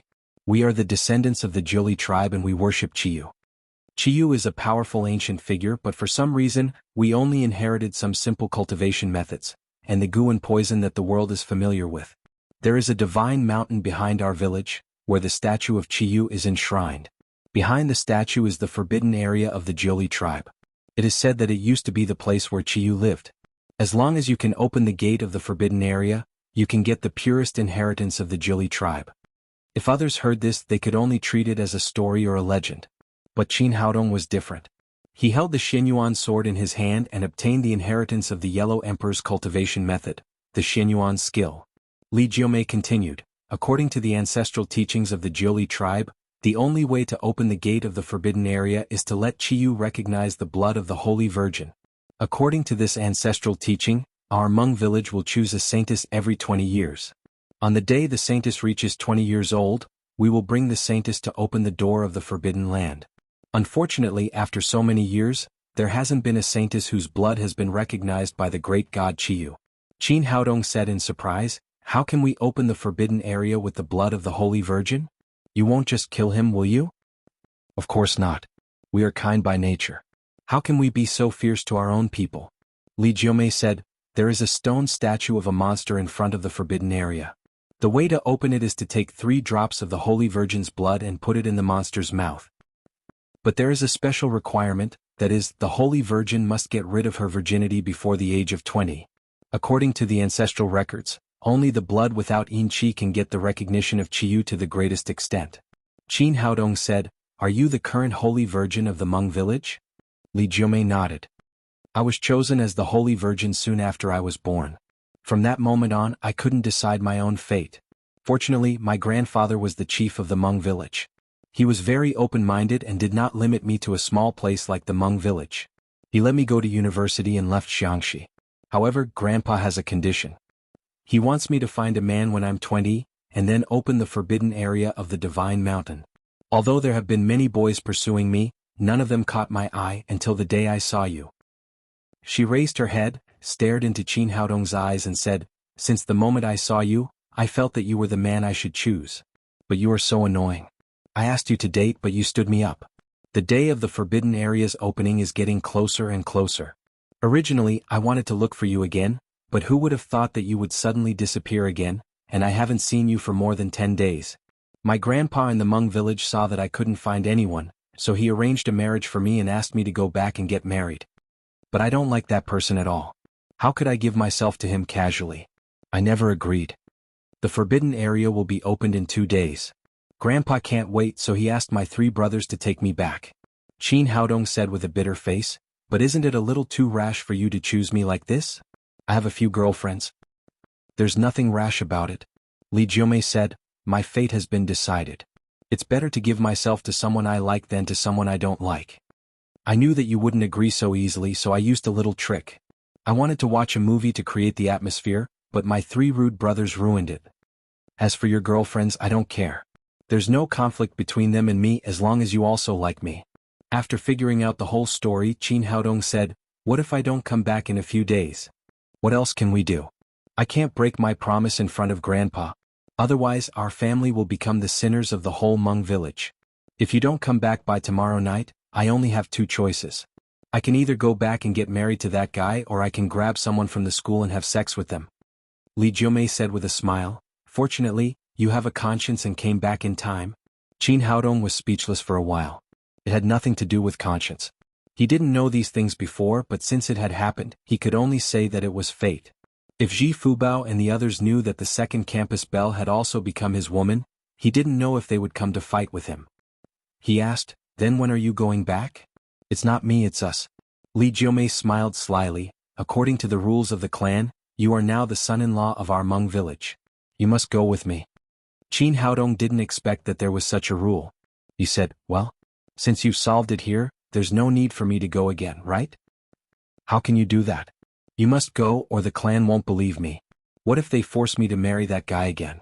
Wouldn't you be wearing a green hat by then? Qin Haodong was completely conquered by this woman's unrestrained thinking. No matter what, Li Jiumei was now his woman, so it was not a big deal to go with her. Well, I'll go with you, but it can't be too long. No problem. We'll come back as long as the opening ceremony is completed. Li Jiumei cried excitedly, you're so nice. You deserve to be the man I chose. Looking at the graceful body in front of him, Qin Haodong felt like he was dreaming. He had another woman in a daze. Li Jiumei held his arm and said coquettishly, but you were so rude just now. You didn't care whether it was my first time or not. Can you blame me for that? You gave me too much medicine. I'm afraid that your constitution is too good. You're a doctor, so the medicine won't work if it's too little. I only have 1 chance. Li Jiumei said, I don't care. Anyway, you have to compensate me. Qin Haodong said, how can I compensate you? Li Jiumei said charmingly, 3 more gentle times to make up for your rudeness just now. Before Qin Haodong could say anything, he was already pressed under her, and then the first compensation began. In the following night he finally realized what it meant to be affectionate. Although it was Li Jiumei's first time, she was still as enthusiastic as fire. He could not remember how many times he had compensated her. It was not until dawn that he finally stopped. He first went to the bathroom to take a cold shower, and then covered Li Jiumei's charming body with the quilt. This woman seemed to be magical. As long as he saw her body he could not stop. "When are we leaving?" Qin Haodong asked. After a night of torment, Li Jiumei was also very tired. She said lazily, "We'll leave in a while. We have to rush back to our Hmong village before tonight. Tomorrow night we will go to the mountain to pay our respects." Qin Haodong said, "Can I take 2 people with me?" He felt a little embarrassed to leave as soon as he came back from Hong Kong, so he wanted to take Nailan Wushuang and Feng Wu with him. As if seeing through his mind, Li Jiumei said, "You don't want to take that flat-chested woman with you, do you?" "How do you know?" While Qin Haodong was shocked, he also cursed in his heart. Feng Wu's figure was perfect and she was not flat-chested at all. How would she feel if she knew that she was called a flat-chested woman? However, compared with Li Jiumei's amazing curvature, Feng Wu was indeed a little slender. However, each of them had their own characteristics. If Feng Wu was really matched with Li Jiumei's big breasts, not only would her figure become abnormal, but her temperament would also not match. Only this little witch who was known as the sexy campus belle, could match such a devilish figure. Li Jiumei said, "You 2 hooked up at the exchange meeting. Don't think that I can't see it. After you disappeared, she disappeared. I don't believe that you 2 didn't elope." "What are you talking about? She's just a dry bean sprout. I really don't know what you like about her." Li Jiumei waved her hand and said, "Everyone has their own preferences. I don't care if you like that flat-chested woman. But you can't take her with you this time. You are the man I chose. How can you take a woman back? How can I explain it to my grandparents?" "Well," Qin Haodong thought about it and agreed, "Well, I'll go with you alone but I have to call home first." Li Jiumei said, "Go ahead, but you'd better not tell the flat-chested woman that you are going with me. Otherwise she may be jealous and go to the Hmong village with you." From her words, Qin Haodong felt that her relationship with Feng Wu did not seem to be very harmonious. After hesitating for a while, he did not tell Feng Wu that he was with Li Jiumei, nor did he say that they were going to the Hmong village. He just said that he was going with a friend to treat her family. After listening to him on the phone, Li Jiumei curled her lips and said, "You men's words really can't be trusted. It's all because of you that I lied. Now you actually dare to laugh at me." Qin Haodong pulled the quilt away and raised his hand to slap Li Jiumei's butt. There was a loud and crisp sound but Li Jiumei did not care at all. She glanced at Qin Haodong and said, "Handsome boy, I was wrong. How about I compensate you?" Qin Haodong quickly covered her body with the quilt. If they continued to toss and turn like this, he was afraid that both of them would become soft-footed shrimps later. How could they go back to the Hmong village? Chapter 650. An hour later, the 2 of them went downstairs with their luggage and rushed to the airport. Li Jiumei didn't feel much in bed, but when she went downstairs she still felt the price of last night's madness. There was a burst of pain and at the same time she felt a little uncomfortable walking. As a doctor, Qin Haodong knew what was going on. He reached out and put his hand on her lower abdomen. Under the operation of the greenwood genuine qi, Li Jiumei's strange feeling and pain immediately disappeared. After feeling the comfort of her body, Li Jiumei winked at him and said with a charming smile, "It seems that it's good to find a doctor as a boyfriend. I'll reward you in the evening." Again. "You really forget the pain when the scar is healed. You'd better take a good rest these days." "Okay, I'll listen to you. I'll squeeze you dry in a few days." When the 2 of them went downstairs they found that 3 big men were already waiting there. They were Li Jiumei's 3 brothers. Since she had decided to go back, there was no need to hide from these people, so Li Jiumei specially called them to come over and prepared to return to the Hmong village together. "Let me introduce you. This is my eldest brother Li Jiugao. This is my second brother Li Jiufu. This is my third brother Li Jushui." After introducing the 3 big men, Li Jiumei pulled Qin Haodong and said, "This is my man Qin Haodong." Li Jiumei did not say anything about her boyfriend. She directly said that this was her man. The implication was that the 2 of them had made a good relationship. After listening to her introduction, Qin Haodong burst out laughing. It turned out that the 3 big men in front of him were tall, rich and handsome brothers. It seemed that their father was also a wonderful person. He actually gave the 3 bear-like guys such lofty names. The 3 brothers glanced at Qin Haodong. The third brother Li Jushui said, "Little sister, your taste is getting worse and worse. You actually found such a bean sprout. His physique is too poor. Be careful not to break your waist." Qin Haodong was speechless. It turned out that the 3 brothers were not only ugly but also not very smart. How could they talk to their sister like this? As soon as he finished speaking, the second son, Li Jiufu, shouted, "Yes, yes. How can this little bean sprout compare to the big bear that Grandpa chose for you? The big bear's arm is thicker than his waist. One punch from him can smash his head into his neck. The eldest brother, Li Jiugao, was the burly man who carried the sack last night. He glared at his two brothers and shouted, "What are you talking about? Even if it's a bean sprout, it's a bean sprout that my sister loves to eat. Although her body is a little weak, she can cook at home and take care of the kids in the future." "Sister, your two brothers are right. This bean sprout is really bad. I won't admit that he is my brother-in-law. Bringing him to the Hmong village will be a disgrace to our Jili tribe. All of you shut up." Although Li Jiumei liked to joke, she would never allow others to belittle her man, not even her own brother. She looked at the three brothers and said, "Don't forget that you were sent flying by my man last night. When I go back, I will tell my grandfather, and then I will give you a good training so that you will not be so useless. If it is known, you will lose face for our Jili tribe." Just now, the three brothers were so busy laughing at Qin Haodong that they forgot to look at his appearance carefully. At this time, they found that the bean sprout in front of them was the master who had kicked them away last night. Thinking of how terrible their grandfather was, the three brothers immediately changed their expressions. They immediately surrounded Qin Haodong with a smile. Li Jiugao said first, "Brother-in-law, we were just joking with you. Since the first time we saw you, we have recognized you as our brother-in-law." Li Jiufu also said, Yes, we were all teasing you. Otherwise, how could we be kicked away by you?" Li Jishui said, "That's right. We are all family, so we don't care about it. Otherwise, how could we, the brave and invincible three brothers, lose to you?" Faced with the three brothers who suddenly changed their expressions, Qin Haodong really didn't know what to say. Li Jiumei said, "Well, let's go quickly. If we stay a little longer, we won't be able to take the plane." After that, she threw all the luggage in her hand to the three brothers and then took 2 taxis to the airport. People like the tall, rich, and handsome three brothers would attract attention wherever they went. Many people turned their heads along the way. These 3 people had never been on a plane. When they arrived at the airport, they looked here and there. Everything was full of novelty. After getting on the plane, fortunately, Qin Haodong bought first-class seats so the 3 of them could barely sit down. It took about 4 hours to fly from Shanghai to Hmong village in Xiangxi. About 2 hours later, the stewardess on the plane began to prepare meals for everyone. "Gentlemen, there is a special discount on this flight. The meals are free and unlimited. I wish you a happy meal." After a tall stewardess finished speaking, she began to give each of them meals. But before she finished distributing the first-class meals, she heard someone shouting behind her, "Little girl, I finished my meal. Give me another one." "I've also finished my meal. 1 is not enough. Give me 3 more. "I don't want 3, I want 5. The 3 people who shouted were the 3 brothers. Li Jiumei quickly reached out to cover her face, for fear that others would know that she knew these 3 foodies. Qin Haodong also turned his face out of the window and looked at the leisurely white clouds outside. The stewardess was stunned. Generally speaking, people who could sit in the first class were successful people who were tired of eating delicacies. Generally, they could not finish a meal and rarely asked for a second one.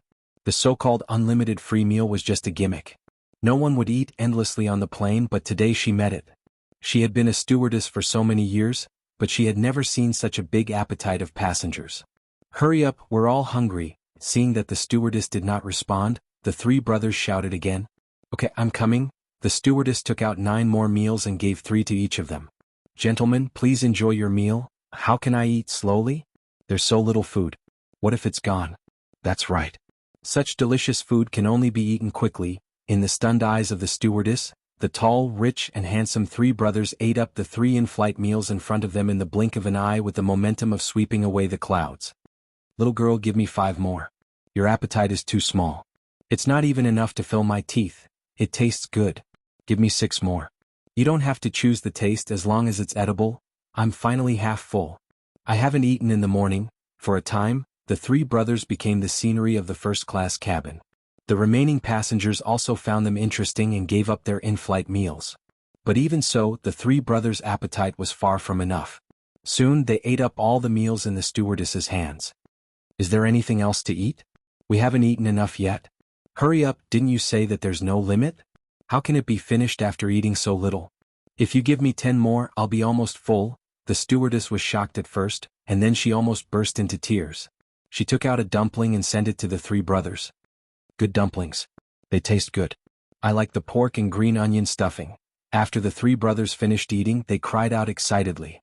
Li Jiugao said to the stewardess discontentedly, "Why didn't you take out such delicious dumplings earlier?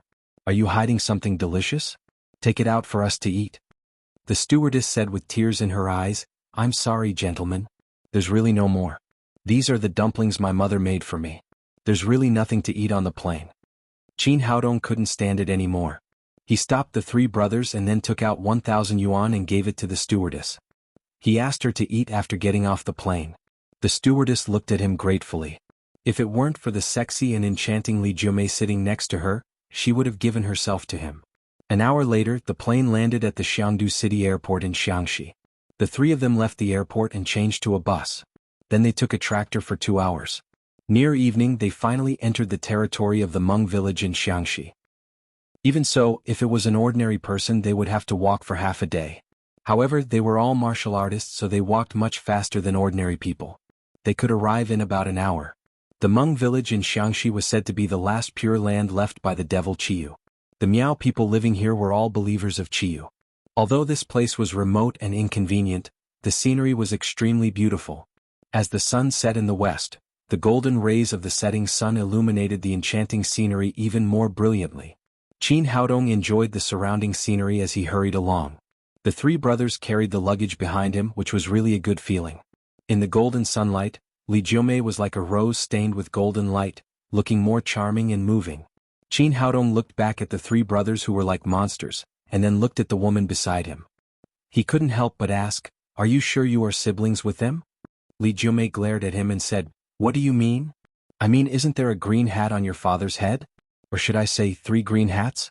Nonsense." Li Jiumei pinched his waist hard and said, "That's impossible. Although we Miao women are affectionate, we are extremely infatuated. We only love one man in our life. It's impossible for us to have one-night stands like you city people, and we're not as fickle as you."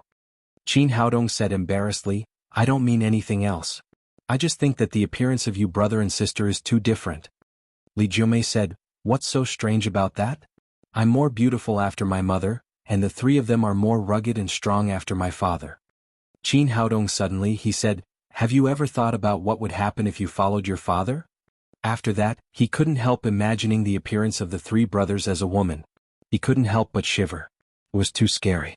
Li Jiumei said fiercely, "What else can I look like? I'll still push you down." Chapter 651. They walked very fast. Just as the sun was about to set, they could already see the smoke of the Hmong village in the distance. Seeing that she had returned to the place where she grew up, Li Jiumei said excitedly, "We're finally home." Qin Haodong said, "Is there any special custom in your village?" Li Jiumei said, "What do you mean?" Qin Haodong said with a smile, "For example, a younger sister as a dowry?" "You're dreaming." Li Jiumei glared at him and said, "Even if there is such a custom, I don't have a younger sister. I have 3. Do you want them?" The three brothers vaguely heard Li Jiumei mention them and immediately said in unison, "Sister, if you have any problems, just leave it to us. We can handle it." Qin Haodong quickly turned around and said, "It's okay, it's okay." Li Jiumei said with a smile, "Don't think too much. When we arrive at our village, many people will come to challenge you." "Challenge me? What? Am I not a guest?" Li Jiumei said, "Because you married the most beautiful woman in our village. Of course, other men are not convinced. According to the rules of our village, they can challenge you." Qin Haodong said, "What if I lose? Can they take you away? Didn't you say that the women of the Miao family will only marry one man in their life?" "Of course I won't snatch it away, but I can't avoid beating you up to vent my anger." Qin Haodong said with a smile, "Oh, can I break off the engagement?" Li Jiumei turned her head and looked at him and said, "In our village, there is no breaking off the engagement, only widowhood." "Forget it. Aren't they just a few challengers? I can handle it." Qin Haodong was talking and laughing when his expression suddenly changed. He raised his hand and pulled Li Jiumei behind him. "What are you doing?" Li Jiumei was shocked by his sudden reaction. At this moment, a hoarse voice sounded beside her, "There's no need to challenge them. You must die now." Another voice shouted, "Little girl, it seems that you are destined to be a widow in this life." As they spoke, 4 figures rushed out of the dense forest around them and blocked their path. They were none other than the 4 great heavenly kings of the evil cult who were defeated on Divine Dragon Island. Seeing that it was these people, Qin Haodong said, "It's you. You survived last time. How dare you come again?" Heavenly King Azure Dragon said angrily, "Brat, do you think I'll let you off just like that after injuring 2 of our demon sect's great elders? There's no such thing as that. You must die today." He gnashed his teeth in hatred. The last time he was struck by the divine thunder of the 9th heaven, although he did not suffer any internal injuries, his face was still black, and the muscles on his face twitched from time to time as he spoke. As the 4 heavenly kings of the demon sect, when had they ever suffered such humiliation? Therefore, after settling down the seriously injured 1,000-armed man and 100-face evil king, the 4 brothers immediately came to take revenge. White Tiger Heavenly King also shouted, "Chin Brat, this time we launched a surprise attack. We didn't give you a chance to set up the formation in advance. Let's see how you can fight against us 4 brothers." In the eyes of the 4 heavenly kings, the reason why the young man in front of them was able to defeat 4 level 9 supreme power masters was because of the divine thunder of the 9th heaven. It was not because of his personal strength at all. Because of this, they launched a surprise attack and did not give Qin Haodong a chance to set up the formation. In this way they would win. While he was speaking proudly, suddenly there was a flash in front of him and Qin Haodong's figure disappeared. Then a golden light pierced his throat. This, White Tiger Heavenly King's eyes were full of fear. How could he die before he finished showing off? Qin Haodong's speed was too fast. How did he do it? As a cultivator, Qin Haodong was invincible in the case of the same level. If he faced a level 9 supreme power master, he was 100% sure that he could win. He could even fight against 2. But now he was facing 4 level 9 supreme power masters at the same time.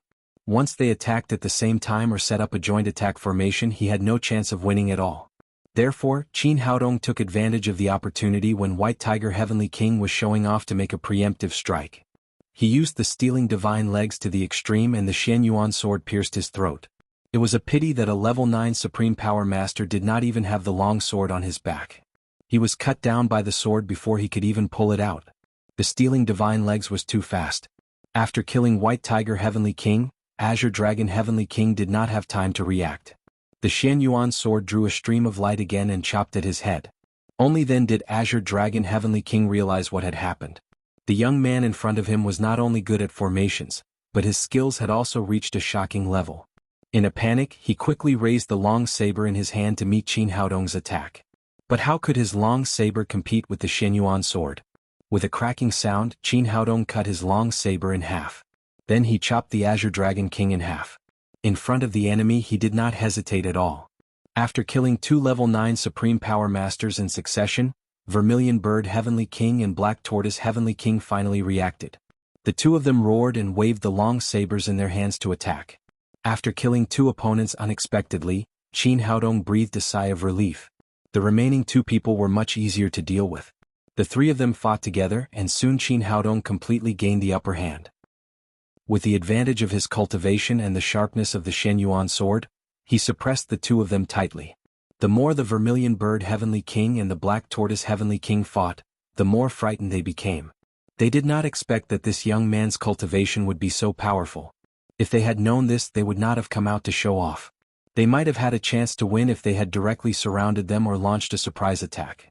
At least they would not have suffered such heavy casualties like now. However, it was useless to regret now. They could only try their best to find a way to save the situation. They looked at each other. The 2 of them had worked together for many years and had a good tacit understanding. Vermilion Bird Heavenly King raised his cultivation to the extreme and attacked Qin Haodong with the long saber in his hand like a storm. Black Tortoise Heavenly King suddenly left the battle circle and rushed to Li Jiumei next to him. They had already figured it out. If they did not capture this woman as a hostage, not to mention defeating Qin Haodong, they would even lose their lives. Capturing this woman was the only hope for them to survive. The brother and sister of the Li family were watching the battle. As warriors at the covert power level, they were shocked by the cultivation of these people in front of them. This kind of cultivation was simply like a god's. Masters at the level 9 of Supreme Power Realm only existed in legends. They had not even had the chance to meet them before, so they did not know what the cultivation of these people in front of them was. They only knew that they were much more powerful than them. Seeing that Black Tortoise Heavenly King was rushing over, the 3 brothers rushed up with a roar and protected Li Jiumei in front of her. However, Black Tortoise Heavenly King did not care about their cultivation. He gently waved his hand and the fierce palm wind sent the 3 brothers flying more than 10 meters away, breaking countless trees. Li Jiumei had already seen through this guy's mind. She did not want to be a burden to Qin Haodong, so she turned around and wanted to run away. But the powerful momentum emitted by the 9th-level Supreme Power Master was so terrible that she could not move even if she wanted to. Seeing that the big hand covered with black hair was getting closer and closer and was about to grab her neck, suddenly a golden light flashed and the Xian Yuan sword directly penetrated the back of Black Tortoise Heavenly King's head. Poor Black Tortoise Heavenly King, he died with a grievance. He had thought that the Xian Yuan sword was a magic weapon, but he did not know that it was a flying sword. Qin Haodong took back the Xian Yuan sword and looked at the Vermilion Bird Heavenly King in front of him sarcastically. If the remaining two people worked together, it would be really difficult to kill them. It was a pity that Black Tortoise Heavenly King thought he was clever and divided the strength of the two people. In the end he died. There was a flash of panic in the Vermilion Bird Heavenly King's eyes. He knew that he was no match for this young man in any case. He no longer had the courage to fight, so he turned around and ran away. His body movement was very fast, but unfortunately no matter how fast he was, he could not be faster than stealing divine legs. In a few breaths, Qin Haodong came behind him and the Xian Yuan sword penetrated his chest. Putting away the Xian Yuan sword, he glanced at the 4 bodies on the ground and felt lucky in his heart. These 4 guys still like to show off too much. They did not learn their lesson after being struck by lightning. If they had killed him or directly taken Li Jiumei as a hostage, it would have been a big problem. Brother-in-law, you are really amazing. Brother-in-law, you are even more powerful than us 3 brothers. Why don't we accept you as our master? Yes, we brothers have to suffer a little. How about we accept you as our master and teach us martial arts? Although the 3 brothers were not very smart, they also saw Qin Haodong's power. Just now they were beaten like dogs by Black Tortoise Heavenly King, and Black Tortoise Heavenly King was beaten like a dog by Qin Haodong. This meant that there was a gap between them and Black Tortoise Heavenly King. Qin Haodong did not dare to accept the 3 brothers as his disciples. Otherwise he would be driven to death by them sooner or later. Brothers, you are so wise and powerful. I dare not be your teacher. The 3 brothers still wanted to say something, but they were pushed aside by Li Jiumei. She said to Qin Haodong, "Who are these 4 people just now? Why did they attack you?" "Nothing, they are old enemies." Qin Haodong did not want her to get too involved, so he did not say much. Li Jiumei was smart and did not ask any more questions. The 3 brothers threw the bodies of several people at the bottom of the cliff and then continued in the direction of the Hmong village. After this battle, it was already dark when they returned to the Hmong village. At night in the Hmong village of Xiangxi, there were big red lanterns hanging at the door of every household, which looked very festive. "Is there any happy event?" Qin Haodong asked in surprise. "Tomorrow is the day we open the Forbidden Area, which is the biggest happy event in our Hmong village. Generally, the day before the Forbidden Area is opened is the wedding day of the Holy Virgin, so it is naturally the most lively day in the Hmong village." While talking, they walked into the Hmong village. But what was strange was that the red lanterns were hanging, but the stone-paved street was extremely quiet. They did not see anyone along the way. Chapter 652. Qin Haodong asked, "Where are all of you?" "Today is a special day. Of course, everyone is at my house." After Li Jiumei finished speaking, they turned a corner and saw a tall main building in front of them. There was a sea of people in front of the main building. It was very lively. Sure enough, all the people of the Hmong village had gathered here. "Folks, we brought my sister back," Li Jiugao shouted excitedly. His loud voice caused the entire village to tremble. Hearing his shout, everyone looked over. They saw Li Jiumei walking in front of them and Qin Haodong next to her. "The Holy Virgin is back. The Holy Virgin is back. She seems to be more beautiful than before." "Who is the man next to the Holy Virgin? Is he the man chosen by the Holy Virgin? Didn't the chief say that he wanted Bear to be the man of the Holy Virgin? Why is there a bean sprout here all of a sudden?" Qin Haodong strode over and felt that countless eyes were focused on him. But he was also mentally prepared in advance. As the man of Li Jiumei, he would definitely become the focus of the whole Hmong village today. In the middle of the crowd was a sturdy old man. He was dressed in plain clothes and held a black walking stick in his hand.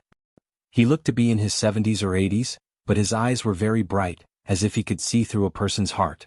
He was the leader of the Hmong village and Li Jiumei's grandfather, Li Wanquan. There was also a middle-aged couple in their 50s standing next to Li Wanquan. The man was tall and he was Li Jiumei's father. He looked almost the same as the 3 brothers, but he was a little older. He was Li Jiumei's father, Li Longhai. The middle-aged woman next to him was Li Jiumei's mother, Song Ying. Although she was dressed simply, she looked very charming and enchanting. Her eyebrows were very similar to Li Jiumei's. It seemed that Li Jiumei was right. Her father was not a cuckold and her mother was indeed a great beauty. After seeing her family, Li Jiumei whispered in Qin Haodong's ear. Qin Haodong said, "Is your grandmother's surname Long? Is that why your father named her Li Longhai?" "Of course not." Li Jiumei said, "I heard that there was a man named Longhai who pursued grandma with grandpa. When he gave birth to father, grandpa named him Li Longhai." Oh, what a black-bellied old man. It seemed that he had to be more careful in the future and not be fooled by his simple and honest appearance. As they spoke, they had already arrived in front of the old man. Li Jiumei rushed up to hold Li Wanquan's hand and shouted, "Grandpa, I'm back." "It's good that you're back." Li Wanquan kept his eyes on Qin Haodong and asked, "Who is this young man?" "This is my man Qin Haodong." Li Jiumei did not hesitate and directly told him Qin Haodong's identity. As soon as she finished speaking, a strong young man rushed over. He stared at Qin Haodong fiercely and said, "Chief, didn't you say that you would marry Jiumei to me? Why did you suddenly bring another man back?" He was the bear that Li Jiumei had mentioned before. He was also a famous warrior in the entire Hmong village in Xiangxi. When he was 15 years old, he killed a black bear with his bare hands. Since then, people in the village had called him Bear. Before Li Wanquan could speak, Li Jiumei said, "On the day I became the Holy Virgin, Grandpa promised me that it's my own business to choose a man. No one can decide for me. I can choose whoever I want." Li Jiumei was the Holy Virgin of the Hmong village and she had a high status, so Bear did not dare to say anything. He turned his head to look at Qin Haodong and vented his anger on this young man who looked like a bean sprout. "Boy, I want to challenge you." Song Ying pulled Li Jiumei to her side and whispered in her ear, "Daughter, the man you found is good-looking, but he's a little too weak. Do you want me to help you? Otherwise, if he's really broken, you won't be able to use him in the future." Li Jiumei said, "Mom, there's no need. If Bear wants to challenge me, let him do it. He won't learn his lesson if he doesn't suffer a little." At this time, the three brothers surrounded Bear in the middle. They grew up with Bear. Although this guy was very brave, his strength was not much worse than theirs. It was no different from looking for trouble to challenge Qin Haodong with his strength. After all, there was a gap between them and Qin Haodong. "Bear, forget it. My brother-in-law is very powerful. You'll be at a disadvantage if you fight with him." "Yes, Bear, although my brother-in-law is a little worse than us, you can't beat him. Bear, we grew up together. Listen to me and don't try to be brave." The three brothers knew how powerful Qin Haodong was, so they tried their best to dissuade Bear. In Bear's opinion, these three guys were protecting their new brother-in-law. "You three, don't forget that we grew up together. How dare you help a stranger instead of me? I don't know you from now on." Bear despised the three brothers angrily. Then he took off his shirt, revealing his muscles that were as hard as stone. He pointed at Qin Haodong and shouted, "Boy, do you dare to fight with me?" The three brothers shook their heads, turned around, ran into the room and took out the medicine box at home. They were preparing this for Big Bear, but in the eyes of others, these three guys were preparing to treat their brother-in-law's injury. Li Wanquan did not speak. He just sat there happily and watched. Bear's behavior did not violate the rules of the Hmong village. Young people should have this kind of courage. It was okay as long as they did not kill anyone. At the same time, he also turned his eyes to Qin Haodong. He did not know what kind of man his proud granddaughter had found. Was he a good-looking vase or was he really capable? Qin Haodong glanced at Bear and said, "We're all from the same village. Fighting and killing will hurt the harmony. I think we'd better forget it." Bear widened his eyes and shouted, "Don't you dare to fight? If you don't dare to, get out of the Hmong village. We don't welcome cowards here." Seeing that their goddess was taken away by a boy toy, the other young people were also quite indignant. They all shouted, "Yes, the Hmong village doesn't welcome cowards. If you don't dare to fight, get out of here." Seeing that he could not refuse, Qin Haodong turned to Li Jiumei and said, "Then I'll start." Li Jiumei nodded and said, "My brother has prepared the medicine box. Don't hit him too hard." "Got it." Qin Haodong could see that the people of the Hmong village respected warriors. If he kept being modest, he would only be regarded as a coward. He stepped in front of Bear and said, "You can start now. You're a guest. I'll let you make 3 moves first." Bear raised his hand and pounded his solid chest. He roared wildly, "Come on, hit me." The three brothers all covered their eyes and did not dare to look directly at him. Li Zhishui pulled over another iron basin. Li Jiugao asked, "Third brother, what are you doing?" Li Zhishui said, "This guy will definitely vomit blood later. Catch him with a basin, otherwise it will be too wasteful." Seeing that the bear insisted on fighting with him, Qin Haodong shook his head and poked him in the chest with a finger. In the eyes of others, his finger was just like a child's joke. It was light and did not have much strength at all. Just when the onlookers were about to laugh at him, they suddenly saw Bear's body fly more than 10 meters away as if he had been shot by a cannonball. He hit a big tree behind him with a bang and then fell to the ground. His face was covered with dirt and his nose was swollen. Fortunately, Qin Haodong just wanted to teach him a lesson, so he did not use too much strength. Bear only suffered some superficial injuries, which were nothing for a strong man like him. He got up from the ground and let out a beast-like roar. He swung his fist, which was as big as a casserole, and rushed toward Qin Haodong. Qin Haodong did not dodge at all and let Bear hit him in the chest. The crowd immediately let out a cry of surprise. They all knew Big Bear's strength. This guy had once killed a mad bull with one punch. The young man in front of them was so small that he might be directly broken by this punch. Maybe he would really die.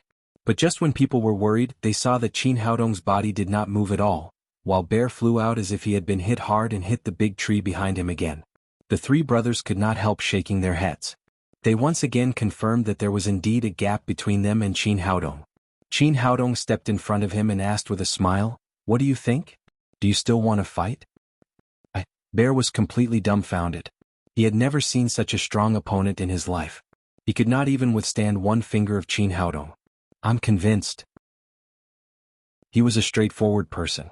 He had thought that Qin Haodong was not worthy of the Holy Virgin of their Hmong village, so he stood up to challenge him. Now he had seen Qin Haodong's ability and was completely convinced. The onlookers finally saw how powerful the man the Holy Virgin found was. For a moment there was a lot of cheering and shouting. Li Wanquan stood up and looked at Qin Haodong with satisfaction. He said, "Is there anyone else who wants to challenge?" Seeing that Bear was no match for him, the young people in the village naturally did not dare to stand up to challenge him. Li Wanquan said, "Since everyone has no objection, let's start drinking." Tables of banquets had been prepared in the Hmong village, waiting for Li Jiomei and the others to come back. At the order of the chief, all the people of the Hmong village sat at the table. Li Jiomei took Qin Haodong and her family to sit at the same table. The dishes on the table were very sumptuous, all of which were delicious in the mountains. Qin Haodong was indeed a little hungry after a day's journey. But before he picked up his chopsticks, Bear came over with a wine jar. "Warrior, have a taste of the special wine of our Hmong village. Let's get drunk today." The guy's meaning was obvious. Since he could not beat him, he would make him drunk. Chapter 653. Li Jiomei naturally knew what he was thinking. She did not know how much Qin Haodong could drink, so she said worriedly, "Haodong, the wine in our village has a strong aftereffect. Don't drink so much if you can't handle it." The three brothers seemed to have finally found the shortcomings of their brother-in-law. Li Jiogao hurriedly cried, No, today is a big day. All men should drink. Not only should we drink, but we should also drink to our heart's content." "That's right. Let's drink to our heart's content today," Qin Haodong said as he pulled a jar of wine next to him. He directly removed the seal, picked it up and poured it into his mouth like a whale sucking water. In the blink of an eye, he finished the 5 liters of wine in front of many astonished eyes. With a 100% would attribute physique, this wine was no different from water to him. "Good. No wonder you're the man chosen by the Holy Virgin. He's a good drinker. He's a good man." The people of the Hmong village were simple and honest. They respected capable people and those who could drink well. Qin Haodong's performance had completely won the approval of everyone present. After drinking up the wine, he directly turned the jar over and said to Bear, "Brother, I'll drink first. Now it's your turn." Bear came over with the jar of wine. Originally he wanted to pour wine for everyone, but he did not expect that Qin Haodong would drink it himself. He had never seen or heard of such a drinking capacity. He was a forthright person. Since Qin Haodong had drunk up a jar of wine, he naturally did not show weakness. He directly picked up the jar and drank. However, the pure grain wine brewed by the Hmong stockade village tasted good, but the aftereffect was too great. Before he could finish the jar of wine, he fell to the ground with a plop, completely drunk and unconscious. Li Jiogao waved his hand and someone immediately came to carry Bear back. He looked at Qin Haodong and was more and more satisfied with his grandson-in-law. After drinking Big Bear down, Qin Haodong opened another jar of wine, picked it up and said to the three brothers, "Brothers just said that we must drink to our heart's content and have a good time. I'll drink this jar of wine first to show my respect." After saying that, he drank the entire jar of wine. The eyes of the three brothers almost popped out of their sockets. If they hadn't seen the wine that Qin Haodong had just opened, they would have thought that the jar was filled with water instead of wine. Although they were good drinkers, each of them could only drink 1 or 2 liters. If they really drank the wine in their hands, the consequences would not be much better than Big Bear. Li Jiugao quickly said, "Brother-in-law, you have a good alcohol tolerance, but we are family, there is no need to drink like this." Li Jiufu quickly put down the wine jar in his hand and said with a smile, "Yes, brother-in-law, hurry up and eat." Li Jishui said, "Grandpa taught us to drink less wine and eat more food since we were young. Although we are all men, drinking a little is enough." Seeing that her son was scared, Song Ying said to Qin Haodong, "Young man, you've been on the road for a day. Eat something." The more she looked at her son-in-law, the more she liked him. At the same time, she was full of curiosity. After drinking 2 jars of wine, his face did not turn red and his heart did not beat fast. It was not much different from not drinking at all. How good was his drinking capacity? After seeing Qin Haodong's unrestrained drinking capacity, the other young people in the Hmong village no longer dared to provoke him. The meal was quite peaceful. After the meal, Li Wanquan called Qin Haodong to his room. "Young man, sit down." Li Wanquan asked Qin Haodong to sit down and said, "Little Qin, what do you do?" "I am a Chinese medicine practitioner." While speaking, Qin Haodong also looked at the old man opposite him. Li Wanquan's cultivation had reached the 9th level of covert power. It seemed that he had been in this realm for a long time. Li Wanquan asked again, "Little Qin, have you practiced martial arts?" "A few days." Li Wanquan asked, "Have you reached the level of supreme power?" Qin Haodong nodded. In line with the principle of keeping a low profile, he did not say that he was a level 9 supreme power master. Li Wanquan did not continue this topic. He said, "Did Jiumei tell you about the opening of the forbidden area tomorrow?" Qin Haodong said, "Yes, she told me." "Then you have to be prepared. You and Jiumei are the hope of our entire Hmong village. The descendants of our Jiuli tribe have been waiting for thousands of years, but we still haven't been able to open the forbidden area." "Oh, eh." Qin Haodong answered vaguely. Suddenly he realized something and said, "Grandpa, isn't it Jiumei's business to open the forbidden area? What does it have to do with me? Why do I need to prepare for it?" Li Wanquan was slightly stunned. "Didn't Jiumei tell you?" Qin Haodong immediately felt that something was wrong. He said, "No, she just said that her blood is needed to open the forbidden area. She didn't say that it has anything to do with me." "It seems that she didn't tell you the whole truth. Let me tell you." Li Wanquan said, "To open the forbidden area, the blood of the Holy Virgin alone is not enough. We also need the blood of the Divine Son." "Divine Son? Who is the Divine Son?" Qin Haodong asked in surprise. "Of course it's you. As the man of the Holy Virgin, you are the Divine Son chosen by our Hmong village." Li Wanquan said, "According to the records of our ancestors, the blood of the Holy Virgin and the Divine Son is needed to open the forbidden area. Once it is opened, you also need to enter the forbidden area together to obtain the inheritance of the Jiuli tribe." This girl hid so many things from me. It seems that I have to spank her when I go back. Qin Haodong thought to himself, but he also understood Li Jiumei's thoughts. After all, the time they spent together was very short and very rushed. The process was a little special. She must be afraid that he would not come to the Hmong village with her after she told him these things. "Grandpa, how should I open the forbidden area?" He was afraid that Li Jiumei also lied about this. If it was not 3 drops of blood but 3 liters of blood, then he would really be drained and become a sacrifice. Li Wanquan told him the method of opening the forbidden area again. The rest was exactly the same as what Li Jiumei said. She did not lie to him. After that, he suddenly threw away his crutch and knelt in front of Qin Haodong. "Little Qin, on behalf of tens of thousands of people in the Hmong village, I beg you to help us open the forbidden area and get the inheritance of Qiyu." Qin Haodong was shocked and quickly reached out to help the old man up. "What do you mean, Mr. Li? Let's talk about it." Li Wanquan said excitedly, "Our Jiuli tribe is the descendant of Qiyu, but the inheritance of Qiyu is locked in the forbidden area. For thousands of years, we have tried countless times according to the method of inheritance, but in the end we can't open the forbidden area and get the inheritance of the great god, which leads to the decline of our Jiuli tribe. In terms of cultivation, we only have some scattered cultivation methods. At most, we can cultivate to the 9th level of covert power. Because of the lack of cultivation methods, we can't make any further progress. Now, what we can barely use is the voodoo and some methods of using poison. But these are just a drop in the ocean among Qiyu's supernatural abilities. It's far from enough." If we want to revitalize our Jili tribe, we can only open the forbidden area and get the inheritance. I know you don't belong to our Jili tribe and Jome must have used some dirty tricks on you.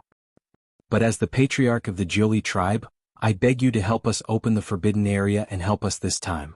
In the future you will be a great benefactor of our Jili tribe. Old man, don't worry. I will definitely help you if I can. Qin Haodong was a very responsible man. Since he had become Li Jiumei's lover, he was willing to help her tribe.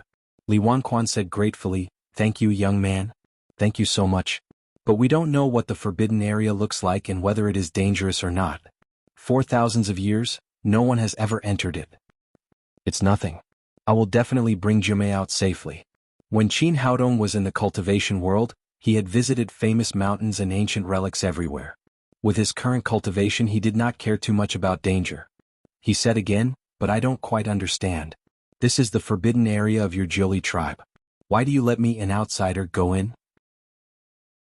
Li Wanquan said, "According to the ancient records of our Jili tribe, if we want to open the forbidden area, we must use the blood of the Holy Virgin and the Divine Son. But there is no too much explanation about the Divine Son. In the past years we have been selecting the Divine Son from our tribe, but for so many years we have not succeeded once. This time I will take a risk and let Jiumei enter the outside world. If she is fated to marry, we will choose a Divine Son from outside. If not, we will continue to select from our tribe. I didn't expect that Jiumei would bring you back. I feel that you are better than any previous Divine Son. Maybe the opportunity to open the forbidden area has finally come. Grandpa, if possible, I will do my best to help the Jili tribe open the forbidden area." Qin Haodong had obtained the Shen Yuan sword, which meant that he had obtained the inheritance of the Yellow Emperor. This also made him full of curiosity about Qiyu, the ancient god, and he did not know what he had left for his descendants. After chatting for a while, Li Wanquan told him all the matters about opening the forbidden area and asked someone to send him back to his room. After entering the room, he locked the door and saw Li Jiumei sitting on the bed, looking at him pitifully. She said like a good girl, "I told you everything. You told me everything. How dare you lie to me? I will spank you." After that, Qin Haodong pulled Li Jiumei over and raised his hand to slap her on the butt. With a crisp sound, the atmosphere in the room seemed to be a little ambiguous. Li Jiumei said, "In fact, I didn't mean to lie to you. I was afraid that you would be scared and would not dare to come to the Hmong village with me. I know that there may be dangers in the forbidden area, so I didn't intend to let you go with me. As long as you help me open the forbidden area, I will go in alone." Feeling the sincerity in her words, Qin Haodong kissed her on the cheek and said, "Silly girl, since you are my woman, I have the responsibility to protect your safety. How can I let you go in alone?" Chapter 654. Looking at the sincere and handsome face in front of her, Li Jiumei knew that she had made the right choice this time. She did not waste those bags of enchantment. "Haodong, I'm so touched by what you said," Li Jiumei said and put her white arms around Qin Haodong's neck. She said coquettishly, "But you just hurt me. Now I need you to compensate me." After a night of torment, the sun was already high in the sky when they got up the next day. The golden sun shrouded the whole village, which looked solemn and sacred. After breakfast, everyone busied themselves with preparing for tonight's sacrificial ceremony.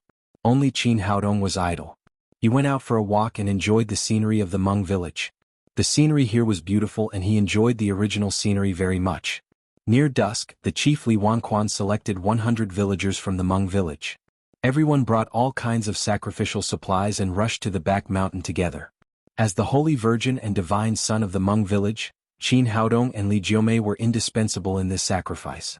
In addition to them, other people of the Li family also participated in this sacrifice, including the three brothers. The sacred mountain for the sacrifice was behind the Hmong village. There was an ancient temple on the top of the mountain. The statue of Qiyu was enshrined in the temple, which was the belief of all the people of the Hmong village in Xiangxi. In front of the temple, Li Wanquan led all the clansmen to carry out the complicated worship. When they finished these rituals, the sun had already set and the whole mountain was slowly swallowed by darkness. The clansmen of the Hmong village lit the torches that they had prepared and then walked to the back mountain of the temple. This was the most crucial place today, the forbidden area of the Qiyu tribe. There were no walls or guards here, but no one dared to step into it. If anyone dared to step into the forbidden area, they would be burned by fire. The terrain here was also very strange.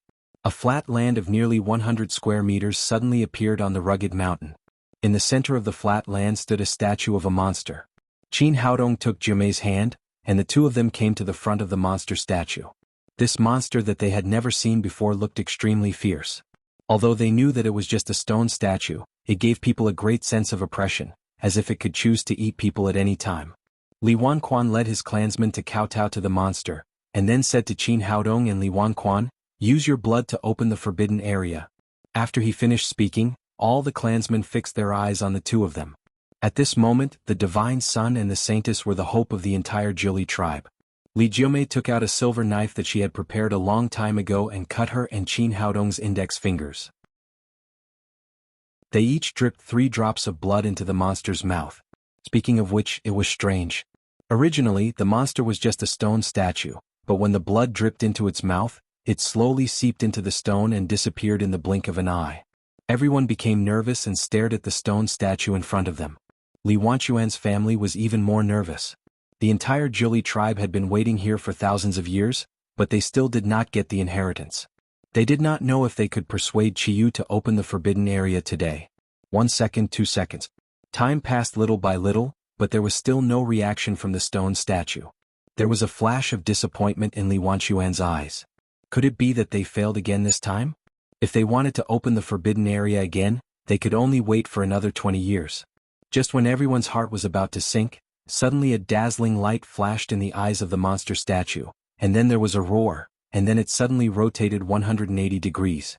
As the monster statue rotated, a big hole of 5 meters square appeared in the mountain behind it. Qiyu, the great god, the forbidden area is finally open. Seeing everything in front of him, Li Wanquan was so excited that he burst into tears. He knelt down in front of the stone statue and repeatedly kowtowed to the forbidden area. Behind him, the clansmen also knelt down one by one crying. After waiting for thousands of years, they could finally get the inheritance of Qiyu. Li Jiumei also looked very excited. She took Qin Haodong's hand and said, "Let's go in." Although she did not know what was going on in the forbidden area, as the holy virgin of the tribe, she had to do something for the tribe. At this moment, Qin Haodong's expression suddenly changed, and he turned his head to look at the darkness beside him. "Someone is coming?" Hearing his words, Li Wanquan and the others showed a surprised look. This was the forbidden area. Except for the order of the patriarch, no one was allowed to enter. Why would someone come at this time? At this moment, a group of black-clothed men suddenly appeared in everyone's line of sight. These people were wrapped tightly from head to toe. Their faces were covered with scarves and they held long swords in their hands. Without a single sound, they charged towards the group. "Oh no, it's an enemy attack. Guard the forbidden area." Li Wanquan immediately realized that these were not people of their tribe, but invading enemies. For the opening of the forbidden area this time, the entire Hmong village had made sufficient preparations, including resisting the invasion of foreign enemies. The 100 selected clansmen were all warriors above the covert power level, and they also carried Hmong on their backs. Swords. After receiving the order from their leader, these people all drew out their swords. The saber slashed towards the black-robed men. Very quickly the two sides clashed and clashed. There were about 40 to 50 men in black who suddenly attacked. Although the number was less than half of the people of the Hmong village, these people were all very strong and almost all of them had reached the 9th level of the covert power. Not only did they not suffer any losses, but they also had an absolute advantage. Especially the leader of the men in black, it seemed that his combat strength had reached the supreme power level. The Japanese swords in his hands were extremely fierce. No matter who the Hmong village's swords were, they would be cut into 2 pieces. In such a short time, 3 or 4 clansmen of the Hmong village had been injured by his swords. Li Jiumei's face was extremely gloomy and she said angrily, "These are the Japanese. What are they doing in our Hmong village?" Qin Haodong also frowned slightly. Although these people were dressed as ninjas, he could see that they were not ninjas from Neon. At the same time he felt very strange. These people were obviously very strong and the weakest one was at the level of the covert power. However, his spirit could not perceive their cultivation. He could not even feel the aura and the flow of genuine chi of any warrior. Seeing that his clansmen were injured, Li Wanquan roared and held the Japanese swords in his hands. The swords in his hands were aimed at the leader of the men in black. Although his cultivation had reached the 9th level of the covert power, the opponent's combat strength was at the supreme power level. The Japanese swords in his hands drew a stream of light and chopped at Li Wanquan's head. Feeling the opponent's strength, Li Wanquan tried his best to wave the Japanese swords in his hands. The Japanese swords in his hands were not ordinary. The saber was not an ordinary item. It did not break, but the huge force shook his hands until they were numb, and he almost broke the saber. The Japanese swords fell to the ground. The man in black did not stop. He waved the Japanese swords in his hands and directly stabbed at Li Wanquan's throat. The Japanese swords in Li Wanquan's hands were still in the air. His arms were numb, so he had no time to defend himself. The Japanese swords were about to pierce through his throat. He thought that he was finished. He closed his eyes, but there was no pain in his neck. Instead, he heard a scream. When he opened his eyes, he saw that the man in black's arms had fallen to the ground together with the Japanese swords. His legs had also been cut in two. He did not know when Qin Haodong was standing beside him. Keep this man alive. Qin Haodong did not know when the forbidden area would close, so he did not stop. He used the sky-stealing leg skill, and the Shenyuan sword in his hand was like a bolt of lightning, constantly devouring the lives of the men in black. In less than 2 minutes, these men in black were either dead or injured. All of them had lost their combat strength. Seeing that his clansmen were out of danger, Li Wanquan shouted anxiously, "Little Qin, take Jiumei into the forbidden area, or it will be too late." They had no experience in opening the forbidden area, so they did not know how long the cave could remain open. Once it was closed, they would have to wait for another 20 years. Moreover, no one knew whether the next Divine Son and Holy Virgin could be recognized by this monster stone statue. Qin Haodong also knew that the situation was urgent. His figure flashed and he rushed into the cave with Li Jiumei. As soon as they entered, the cave behind them slowly closed. This was a downward cave. There were stone steps under their feet. Although the cave had been closed, it did not feel dark here. As far as the eye could see, there was a pearl inlaid not far from the top of the cave, emitting a soft light. Is this a night luminescent pearl? Qin Haodong was shocked. The pearl was definitely a rare treasure. As long as he took out one, it would be a great fortune. If he took so many night luminescent pearls outside, he would be rich enough to rival a country. He gently jumped to the top of the cave and reached out to grab the pearl. He did not expect that the pearl was tightly inlaid on the top of the cave, as if it was sealed there by some mysterious force. If he wanted to take it out, he might have to use the Shenyuan sword to break it. But at such a close distance, he was sure that the pearl in front of him was a night luminescent pearl. Li Jiumei hurriedly shouted, "Don't move. This is the holy land of Qiyu. It's disrespectful to him." "Well, let's go inside and have a look." Qin Haodong was not a greedy person. He was just curious. He took Li Jiumei and walked into the cave. They walked down the stone steps step by step. The cave was very long, and after a few turns, their eyes suddenly widened. A solemn and simple hall appeared in front of them, looking extremely majestic. Facing this magnificent hall, the two of them suddenly felt a kind of ancient desolation. They walked in and saw an extremely tall statue in the center of the hall. Although it was just a statue, it gave off an immense pressure. This kind of pressure was thousands of times stronger than the stone beast on top. There were many other statues on both sides of the stone statue. They were in various postures and holding various weapons in their hands. "This is Qiyu." After Li Jiumei finished speaking, she knelt on the ground and bowed. At this moment, a tiger's roar rang out as a gigantic white tiger appeared before the two of them. Chapter 655. This white tiger was much larger than an ordinary tiger. Its body was almost transparent and it was 6 or 7 meters long from head to tail. It looked extremely fierce. Why is there a tiger here? Qin Haodong didn't have time to think too much. He pulled Li Jiumei and retreated. "Oh! Ow!" The big white tiger let out a deafening roar. Then, with a leap, it pounced towards the two of them like a bolt of lightning. Not only was this guy huge, but he was also terrifyingly fast. "Kill!" Qin Haodong also shouted angrily and stabbed the white tiger with the Shenyuan sword in his hand.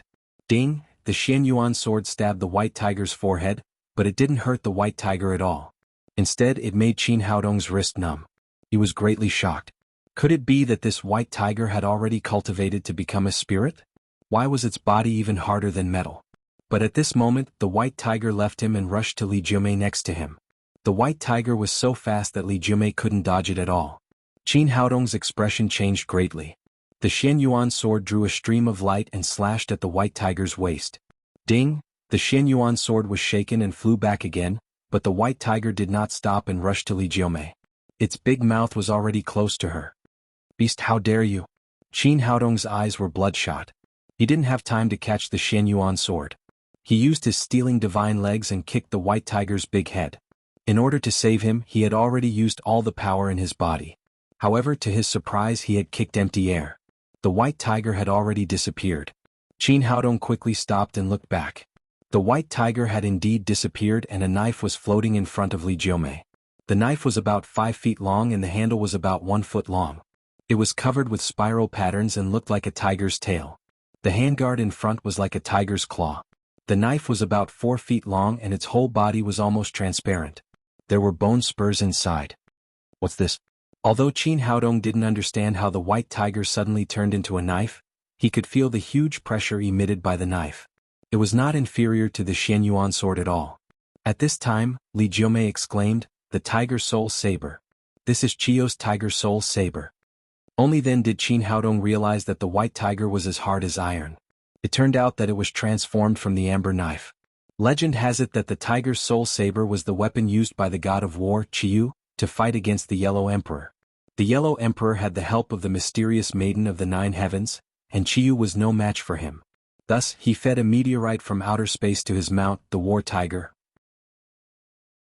As a result, the meteorite from outer space and the bloodline of the divine tiger fused together to form a shocking divine weapon, which was the Tiger's Soul Saber. Qin Haodong didn't expect to see this magic weapon again. He reached out to grab the handle of the Tiger's Soul Saber, but the Tiger's Soul Saber slid to the side as if it had a mind of its own, making him grab nothing. He suddenly realized something and said to Li Jiumei, "This is the sacred object of your Zhili tribe. Try it and see if you can catch it." Li Jiumei nodded and slowly reached out to grab the handle of the Tiger's Soul Saber. This time, the Tiger's Soul Saber did not dodge, but stayed there quietly as if waiting for its master. She immediately felt the power of the Tiger's Soul Saber when she grabbed the handle of the saber. The whole saber exuded a shocking murderous aura, like a fierce tiger choosing people to eat. Qin Haodong said, "I see. The Tiger's Soul Saber was left here by Chiyu to guard the temple. Just now, he found that you have the blood of the Zhili tribe, so he stopped attacking. If it were an outsider, he would have been killed by the saber." "Thank you, Master Chiyu." Li Jiumei knelt down again and kowtowed to the statue of Chiyu. Qin Haodong said, "Try it and see if you can make the Tiger's Soul Saber recognize you as its master." After that, he told her how to make the saber recognize her as its master. Li Jiumei pricked her index finger and a drop of blood fell on the Tiger's Soul Saber. The drop of blood was like a drop of water on a sponge, quickly disappearing. Then the Tiger's Soul Saber shook and suddenly disappeared into Li Jiumei's body. Both of them were delighted. It was a worthwhile trip to get the peerless divine weapon, the Tiger's Soul Saber. At this moment, a huge figure suddenly appeared in front of the temple. This figure was exactly the same as the statue of Chiyu next to it. It was the ancient god of war, Chiyu. Although Qin Haodong could see that it was only a remnant soul left by Chiyu, he could still feel his strength and his domineering momentum. It could be seen what kind of existence Chiyu was in the past. Li Jiumei did not expect that the god she believed in would appear in front of her. She was slightly stunned at first and then she knelt on the ground. Li Jiumei of the Zhili tribe greets Master Chiyu. Junior Qin Haodong greets Master Chiyu. Chiyu glanced at Li Jiumei and Qin Haodong, and a powerful voice sounded in their minds, "Get up, my child." Li Jiumei slowly stood up, and her expression was still extremely respectful. She turned to look at Qin Haodong and said, "I feel the aura of the Xianyuan sword. Little fellow, are you a descendant of the Yellow Emperor?" There was no doubt that all the Wuxia people were descendants of the Yellow Emperor. However, it was said that Chiyu was killed by the Yellow Emperor, so the hatred between them was as deep as the sea. This made Qin Haodong quite nervous. He did not know if the divine thought left by Chiyu would suddenly go berserk. He said cautiously, "I'm indeed a descendant of the Yellow Emperor. I got the Xianyuan sword by chance." Unexpectedly, Chiyu did not show any dissatisfaction. On the contrary, he nodded and said with a face of approval, "You can unlock the seal outside the Xianyuan sword. It can be seen that you are indeed extraordinary." Qin Haodong's heart skipped a beat and he asked, "Master Chiyu, you know that the Xianyuan sword was sealed. Did you seal it?" Chiyu shook his head and said, "How could I seal the Xianyuan sword? It was done by the alien demon." "The alien demon? What's that?" Qin Haodong was surprised. He had never heard of the alien demon in ancient times. "Let's not talk about it now. I'll tell you later." Chiyu said, "You two little guys, tell me, what is the story about me and the Yellow Emperor now?" Qin Haodong did not know why he asked this, so he told them the story, including the legend of the battle between the Yellow Emperor and Chiyu, how the Yellow Emperor cut off Chiyu's head with the Shenyuan sword and buried his body and head in two different places. After listening to him, Chiyu sighed and said, "As I expected, the descendants were still fooled by the tricks of the alien demon." Qin Haodong asked doubtfully, "Master Chiyu, is the legend wrong? Didn't you die in the hands of the Yellow Emperor?" "Not only is it wrong, but it's also wrong," Chiyu said. "The Yellow Emperor and I fought side by side against the alien demon. How could I die in his hands?" Qin Haodong finally understood why Chiyu was not angry at all after hearing that he was a descendant of the Yellow Emperor. On the contrary, he was extremely friendly. It turned out that the hatred between the two was not as deep as the legend said. But what was the truth? Where did the alien demon come from? Where were they now? This made him have countless questions in his heart. Li Jiumei also thought so. In the inheritance of the Zhili tribe, the Yellow Emperor had always been the great enemy of the Zhili tribe because he killed their ancestor, Chiyu. She did not expect that Chiyu's words would subvert their understanding. Qin Haodong asked, "Master Chiyu, what's going on? What happened back then?" Chiyu said, "In those days, the Yellow Emperor and I each led a tribe. Although we were not friends, there was no big conflict between us. Even if there were some conflicts between the tribes, it was within a very small scope. We were not enemies of life and death, so there was no need to start a war. The so-called Battle of Zhuolu was not a thing. Originally, our two tribes lived our own lives and didn't have much interaction with each other. Until one day the space of this realm was suddenly torn apart by the alien demons." Li Jiumei asked, "What is the alien demon?" Chiyu said, "They are creatures living in another realm. I don't know how they tore the barrier between space and ran to our divine land one by one. These alien demons are extremely fierce. Although there are not many of them, they burn, kill, loot and kill living creatures. They want to kill all of us and then occupy this realm. In the face of the foreign invasion, the Yellow Emperor and I naturally could not sit back and do nothing. The two of us joined forces to fight against the enemy. After paying a great price, we finally repaired the torn space. After repairing the space, the next step is to fight against the alien demons who have traveled through time. We want to eradicate these foreign races who have harmed living creatures. And these alien demons want to kill us and then open the space again so that their clansmen can come to this realm. So it is not a hatred between one or two people, but a war to the death. The leader of the alien demons is the alien demon emperor. Originally, his cultivation was not much lower than the Yellow Emperor and I. But in the process of repairing the space, we consumed a lot of energy and couldn't restore our cultivation in a short time. In order to protect our clansmen, we can't retreat. The Yellow Emperor and I joined forces to fight against the alien demon emperor. The Yellow Emperor hurt the alien demon emperor seriously, but he was also killed by the alien demon emperor. At the same time, the Shenyuan sword was sealed. Qin Haodong finally understood why the power that sealed the Shenyuan sword was so strange. He had never seen it before. It turned out that the seal was left by the alien demon emperor and it belonged to the power from a different space. Chiyu continued, "The alien demon emperor not only has a high cultivation, but he is also extremely cunning. He knew that the alien demons who have traveled through time could not fight against us, so he used a vicious plan to sow discord. After killing the Yellow Emperor, he turned into the Yellow Emperor and fought with me, which caused a misunderstanding among other tribes. They thought that the Yellow Emperor and I became enemies. This is the source of the legend of your later generations." Li Jiumei could not help asking, "What happened next? Is the alien demon emperor dead?" Chapter 656. Chiyu said, "After the alien demon emperor was severely injured by the Yellow Emperor, his strength was greatly reduced. We fought for 7 days and 7 nights. In the end, he cut off my head and I pierced his heart. We died together." Qin Haodong was secretly shocked. It turned out that the ancient war was completely different from what had been told, but it was even more tragic. Chiyu raised his head and heaved a long sigh. That war back then was extremely tragic. On our side, Xingtian, Hutu, Gonggong, Zhurong, Inglong, Nuba. Countless powerful cultivators paid with their lives. Li Jiumei asked, "What about the invading alien demons? Have they all been killed?" Chiyu said, "There were many alien demons who crossed over. Although we killed the alien demon emperor and the main force, there were still some who escaped. These remnants are hiding in the dark, waiting for an opportunity to tear open the space again and release their clansmen from another world to invade our divine land. The alien demons have not been eliminated yet. That's why I left a remnant soul and gathered you here. Qin Haodong asked, it has been 5,000 years since the ancient war, but there has been no news of the alien demons. Is it possible that they are all dead? Qiyu shook his head and said, that's impossible. The alien demons are extremely strong. Although I don't know the specific situation, I guess they have a very long life. It's possible that they can live for hundreds or even thousands of years. Moreover, the alien demons are proficient in the art of transformation and they can transform into the appearance of humans to survive and reproduce.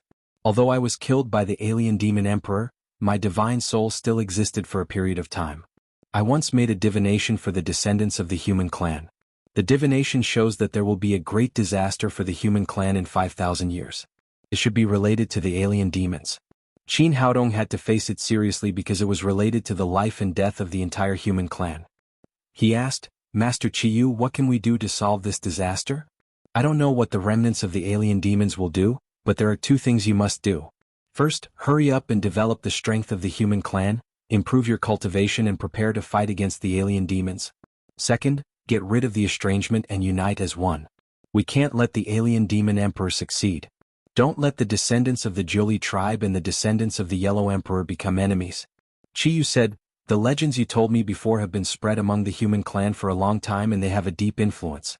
Even the descendants of the Yellow Emperor wouldn't believe what I just told you if only the descendants of the Zhuli tribe were to spread the news. Because of this, when I left behind this inheritance, I set the opening method to be opened by the saintess of the Zhuli tribe and the divine son with the bloodline of the Yellow Emperor. Zhuli tribe, and you belong to two clans, Zhuli clan, Zhuli Jiu. Zhuli Jiu, you said. Demons, Li, alien clan, you, alien demons, commonly, and Ji Emperor Li Yu, Li said. Demon Li Yu. Qin. Yang? How can we find them? Qin Haodong asked. Qiyu said, the aura of the alien demons is very similar to the seal on your Shen Yuan sword. But if they try their best to hide, it will be difficult to find them. The best way is to hurry up and improve the strength of the human clan. According to my calculation, it is not long before the alien demons attack. You must hurry up and get ready. Li Jiumei said, Master Qiyu, the Zhuli tribe is declining because of the lack of your inheritance. Please give us your divine skills. Qiyu said, I've said everything I need to say. Now I'll help you improve your cultivation with the soul I've saved. At the same time, I'll pass on the magic arts of the Zhuli tribe to you. You'll be responsible for passing it on to other clans. After that, his tall figure suddenly shrank and finally turned into a light spot. He disappeared into Li Jiumei's Naiwan palace. Li Jiumei sat cross-legged on the ground and suddenly there were many things in her mind. It was the inheritance of Qiyu. Tactics of God of War. This was the cultivation method that Qiyu had practiced in the past. According to the route of the tactics of God of War, she slowly ran her power and began to absorb the power of Qiyu's soul. Qin Haodong looked around and found that it was very safe here. There was no need to protect Li Jiumei, so he wandered around in the temple. Qiyu was an ancient god, so he should have left something good, but he found nothing after wandering around for a long time. At this moment he saw a small box on a shrine. There were faint signs of spiritual qi fluctuations in the box. What's this? Could it be a treasure? Qin Haodong hurriedly walked over and checked it. There was no defensive formation. He reached out and opened the lid of the box. There were 2 white stones inside. After the lid was opened, they immediately emitted rich spiritual qi. Oh my God, my master Qiyu, you're so kind. Qin Haodong shouted excitedly. It turned out that there were 2 upper-level spirit stones in the box, and their quality was no worse than those in the 12 zodiac. Sure enough, in addition to the 12 zodiac, there were other upper-level spirit stones on the earth. The box that stored the spirit stones was also a good thing. There was a faint seal power on it. It was precisely because of this box that the spiritual qi of the upper-level spirit stones did not dissipate and had been preserved to this day. That's great. What he needed most now was the upper-level spirit stones, so he directly put the box and the spirit stones into the storage ring. Together with the 2 he got from the 12 zodiac, he already had 4 upper-level spirit stones. However, he needed a lot of spiritual qi to break through to the Yuanying realm. To be on the safe side, he was going to start to break through to the next realm after collecting 6 spirit stones. He looked back at Li Jiumei, who was cultivating. At this time, her aura was much stronger than before. She was breaking through the bottleneck of the supreme power realm. It seemed that there was still a period of time before she finished cultivating. He had nothing to do, so he wandered around in the temple. He really didn't know how this temple was built. It was not only magnificent but also large. He walked slowly to the back and found that there was a back door behind the temple. After opening it, there was a medicine garden. Oh my God! After seeing this medicine garden, Qin Haodong's eyeballs almost popped out of his eye sockets. He saw that there was spiritual qi lingering in it and there were all good things. This ginseng is as thick as a child's arm. This is a 5,000-year-old blood ginseng. Oh my God, the 7-leaf Ganoderma can grow so big. It's like a pot lid. And this is the 9-leaf black ice grass. It can even produce ice flowers. Is this the soul refining grass? Qin Haodong pulled up a fiery red herb. The soul refining grass could burn the soul in the human body. Generally, it was used by evil cultivators to refine puppets. He didn't expect that it could also be found on the earth. As a Chinese medicine practitioner, when he saw these precious herbs, he had an impulse to go crazy. This medicine garden had been idle for 5,000 years. Not only there were many kinds of herbs, but no one had been here for so many years. So a random thatch pulled up was 5,000 years old, not to mention other precious herbs. This is great. With these precious medicinal ingredients, I will be able to concoct even higher grade pills and help the people around me quickly increase their cultivation. The value of these spiritual herbs was no less than that of the 2 upper-level spirit stones just now. Qin Haodong excitedly took out his tools and carefully picked them. These were all thousands of years old spiritual herbs. He did not destroy the foundation. He just picked the parts he needed and left all the roots. After a few years, this place would be full of spiritual herbs again. After picking the elixirs, Qin Haodong walked around the divine hall again, but this time he did not find anything good. However, the 2 upper-level spirit stones and countless spiritual herbs had made him very satisfied. Finally, this trip was not in vain. At this time, Li Jiumei had already improved her cultivation to the 5th level of the Supreme Power Realm, and there was no sign of her stopping. He couldn't help sighing secretly. Qiyu was indeed an ancient mighty figure. He could help Li Jiumei improve so much with only a remnant soul left behind. He sat next to Li Jiumei and thought about what Qiyu had said from beginning to end. His heart was much heavier. With the potential enemy, the alien demon, hiding in the dark, everything else was not important. Now the top priority was to resolve the contradictions, improve their cultivation, and unite against the foreign enemies. Otherwise, if the remnants of the alien demon really broke the space hole again, there would be no mighty figures like the Yellow Emperor and Qiyu to repair it. At that time, it would bring disaster to the whole Earth and maybe even the human race would be extinct. When it came to resolving the contradictions, Qiyu had to admit that he was very comprehensive. He wanted the 2 of them to bring out the ancient secrets and resolve the hatred between the Yellow Emperor and the Jili tribe.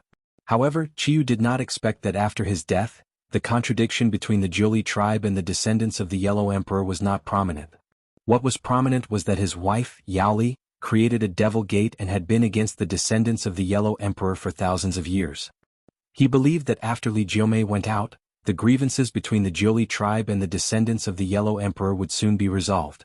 The most difficult thing was how to deal with the contradictions between the Devil Gate and the Zihang Sword House. Now he was the sacred master of the Zihang Sword House, and everyone in the Zihang Sword House would definitely believe what he said and listen to his orders. But the Devil Gate was different. First of all, he had to make the current Yaoli believe his words. But Yaoli was at the Saint Realm and he had just killed the 4 heavenly kings of the Devil Gate. He was afraid that he would be killed before he could say anything. After thinking for a long time, he finally realized that the top priority was to improve his cultivation and strengthen the strength of the people around him. Only when he was strong could he have the right to speak and persuade Yaoli. Otherwise, everything would be useless.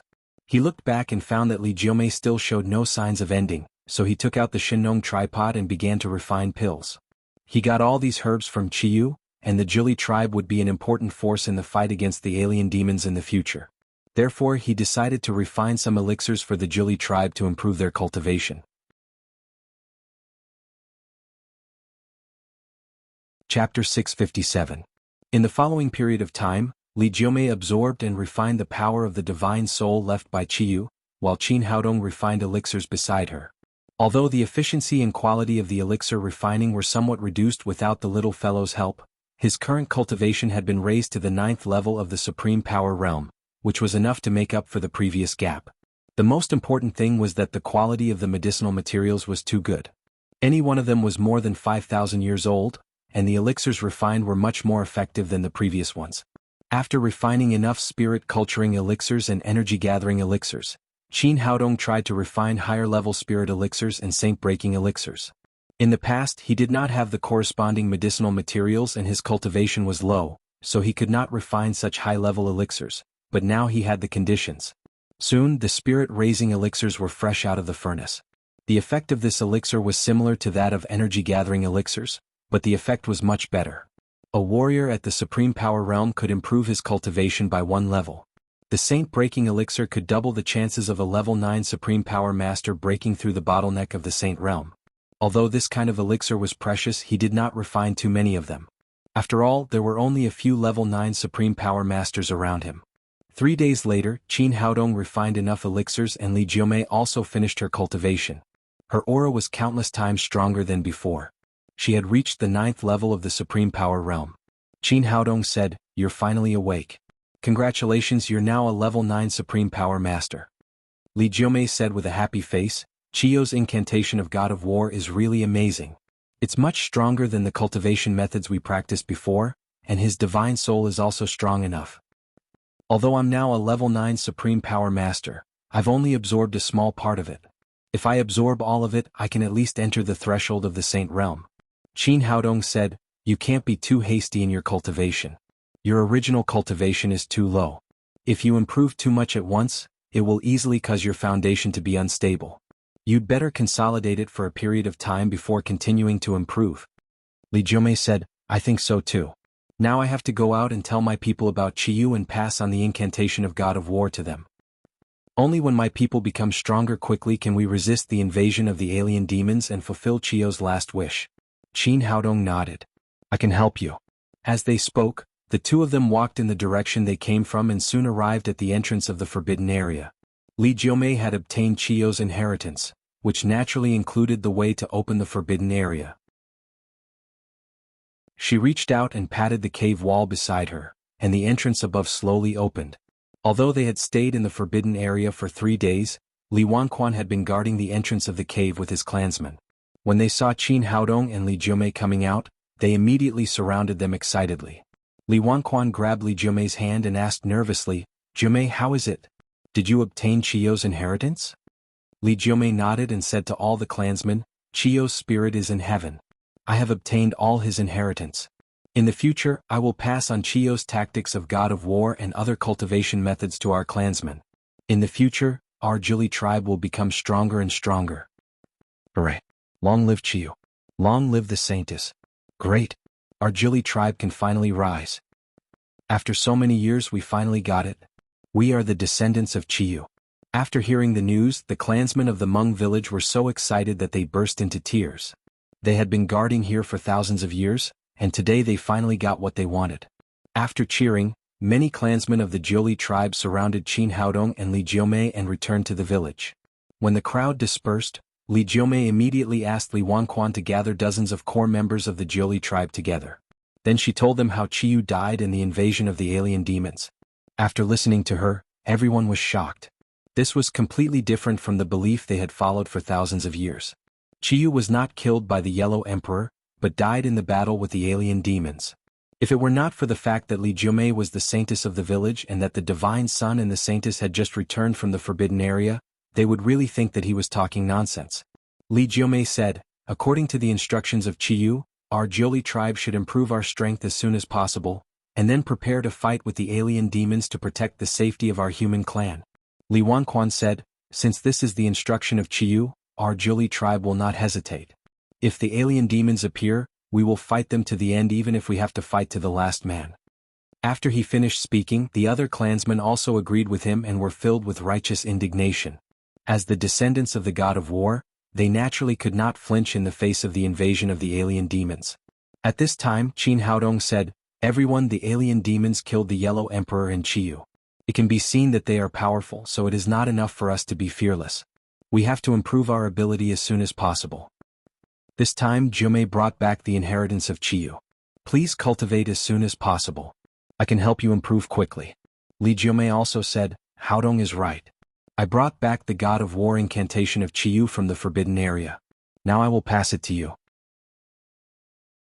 Please have a look." After that, she explained the cultivation method of the god of war incantation to everyone present. Everyone sat cross-legged on the ground and began to practice the god of war incantation according to Li Jiumei's explanation. They were the descendants of the Zhuli tribe and had the blood of the god of war, so it was twice the result with half the effort to cultivate Chio's god of war incantation. Soon, these people mastered the god of war incantation and began to run a large circle. Then the crackling sound of breaking through was endless. These people were all elites of the Hmong village. Because of the cultivation method, their cultivation had been stagnant for many years. Now that they had obtained the god of war incantation, their previous bottlenecks were broken and their cultivation was rapidly improved. Li Wanquan, Li Longhai and Song Ying had all reached the 9th level of covert power. After obtaining the god of war incantation, they were eager to break through. But after a long time, although they touched the bottleneck of the supreme power realm, they still could not break through. Qin Haodong stepped behind Li Wanquan, stretched out his palm and patted his Baihui acupoint on the top of his head. Li Wanquan felt a thunderclap in his mind and the bottleneck that had blocked him for many years was broken. Then his genuine qi surged like a river and he instantly broke through to the supreme power realm. Then Qin Haodong took out a newly refined energy-gathering pill and stuffed it into Li Wanquan's mouth. Li Wanquan felt countless pure genuine qi rising from his dantian, and his cultivation was faintly moving towards the 2nd level of the supreme power realm. Next, he helped Li Longhai and Song Ying to break through the bottleneck of the guru realm. Then he walked among the clansmen with elixirs in his hand, distributing elixirs according to everyone's cultivation level. With the pills in their mouths, these clansmen who had already broken through once began to break through again. Some people improved by 2 levels, and some people improved by 3 or 4 levels in succession. In less than half a day, these core members of the Hmong village had been reborn and everyone's cultivation had made great progress. After finishing his cultivation, Li Wanquan came to Qin Haodong and said gratefully, "Little Qin, you are really the divine son of our Hmong village. I thank you on behalf of all the people of the Zhuli tribe." Behind him, the other clansmen also bowed to Qin Haodong and shouted in unison, "Thank you, divine son. Thank you, little magic doctor." Qin Haodong quickly helped Li Wanquan up and said, "Grandpa, it's nothing. Our top priority now is to improve our strength so that we can fight against the alien demons together in the future." Then he said, "Grandpa, where are the people we caught a few days ago? Can you take me to have a look?" Li Wanquan said, "They are locked up in our village. Let's go and have a look together." These people had been locked up in the Hmong village since they were caught. These days, he had been paying attention to the forbidden area and did not have time to interrogate them. Li Wanquan took Qin Haodong and Li Jiumei to the back mountain of the Hmong village. It was a simple prison. Generally, people in the Hmong village would be locked up here if they made a mistake. The guard here was a junior of the Li Wanquan family named Li Debao. When he saw Li Wanquan, he hurried over. "How are those people?" Li Wanquan asked. "Chief, they are all locked up inside," Li Debao said as he opened the door. In fact, there were not many people caught inside, only 7 or 8. Many black-clothed men were killed on the spot by the angry clansmen. After all, breaking into the forbidden area was a capital crime in the eyes of the Zhuli tribe. If Qin Haodong had not ordered to keep them alive, these people would not have survived. Walking into the prison, Qin Haodong looked at these black-clothed men. These people were more or less injured. They had only eaten some water and gruel in the past few days and were dying. Qin Haodong came to the black-clothed leader whose legs and arm had been cut off. He could not help but frown slightly. At this time, there was no breath in this man. It seemed that he had been dead for a long time. He bent down and pulled off the mask on the black-clothed man's face, revealing an oriental face. But his face was livid. Obviously, he had committed suicide by taking poison. Seeing that he was dead, Li Wanquan frowned and turned to Li Debao behind him and said, "What's wrong with you? Why did you kill him?" Li Debao said with a wronged expression, "I don't know. He was fine last night. How did he die today?" Qin Haodong shook his head. These Hmong people were still too simple. They had no experience in guarding against men of sacrifice, nor did they have any awareness of interrogation. Seeing that Qin Haodong was a little unhappy, Li Wanquan scolded Li Debao, "Useless thing. You can't even do such a simple thing. You're not allowed to eat tonight." Li Debao looked aggrieved and murmured, "This guy is dead. He killed so many of our clansmen. It's not a pity."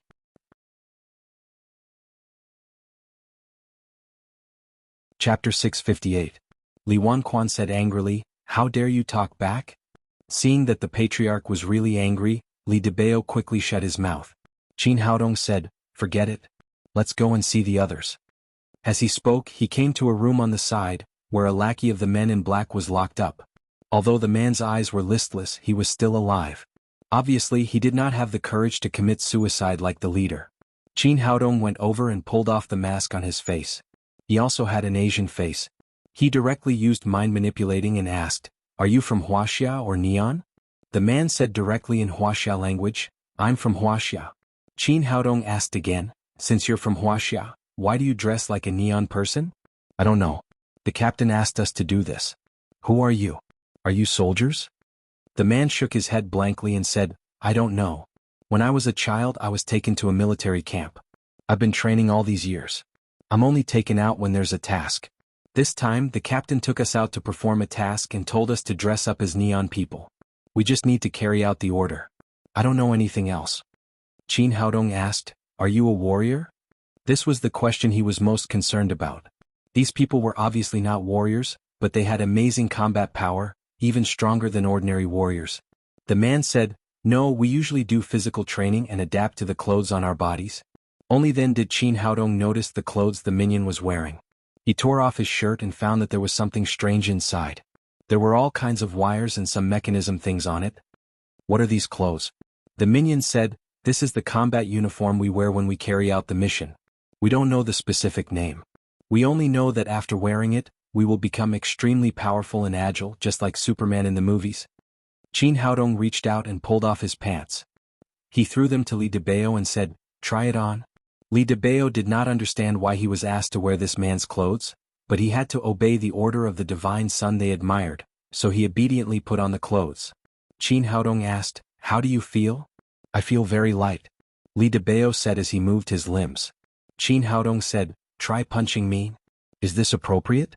Li Debao said with some uncertainty. Li Wanquan knew that Qin Haodong must have another purpose, so he yelled, "Little bastard, just do it. How can you hurt the divine son with your little ability?" Li Debao thought about it and realized that he was an ordinary person. It was impossible for him to hurt Qin Haodong, so he punched out fiercely. Even he was shocked by the punch. Not only was it powerful, but it was also much faster. In the blink of an eye, it reached Qin Haodong's face. Qin Haodong reached out and caught Li Debao's fist. It was the 5th level of covert power. Li Debao, who was originally just an ordinary person, could hit the 5th level of the covert power after putting on the clothes, which showed how powerful the clothes were. No wonder these black-clothed men couldn't feel the slightest aura of a martial artist.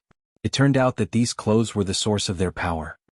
He turned around and asked the minion again, "Where did these clothes come from?" The minion shook his head blankly and said, "I don't know. Every time we carry out a task, the captain will give us these combat uniforms. As for where the captain got them, I don't know." "The one with the broken leg is your captain?" "Yes, he is our captain. He is in charge of everything." "Where is your base?" The minion said, "We don't know either. Every time we carry out a task, we will be taken out blindfolded. When we go back, we will also be taken back blindfolded, so we don't know where the base is at all." Qin Haodong asked, "What are you going to do in Meng village this time?" The minion said, "Before we set off, the captain arranged this task.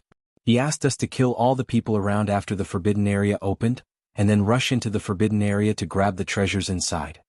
If we really can't get in, we can destroy the forbidden area, but I didn't expect that the task would be completely failed." Qin Haodong asked some more questions, but apart from these he got nothing useful.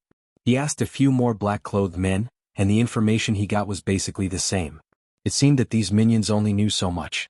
The leading black-clothed man should know more information, but it was a pity that he was dead now.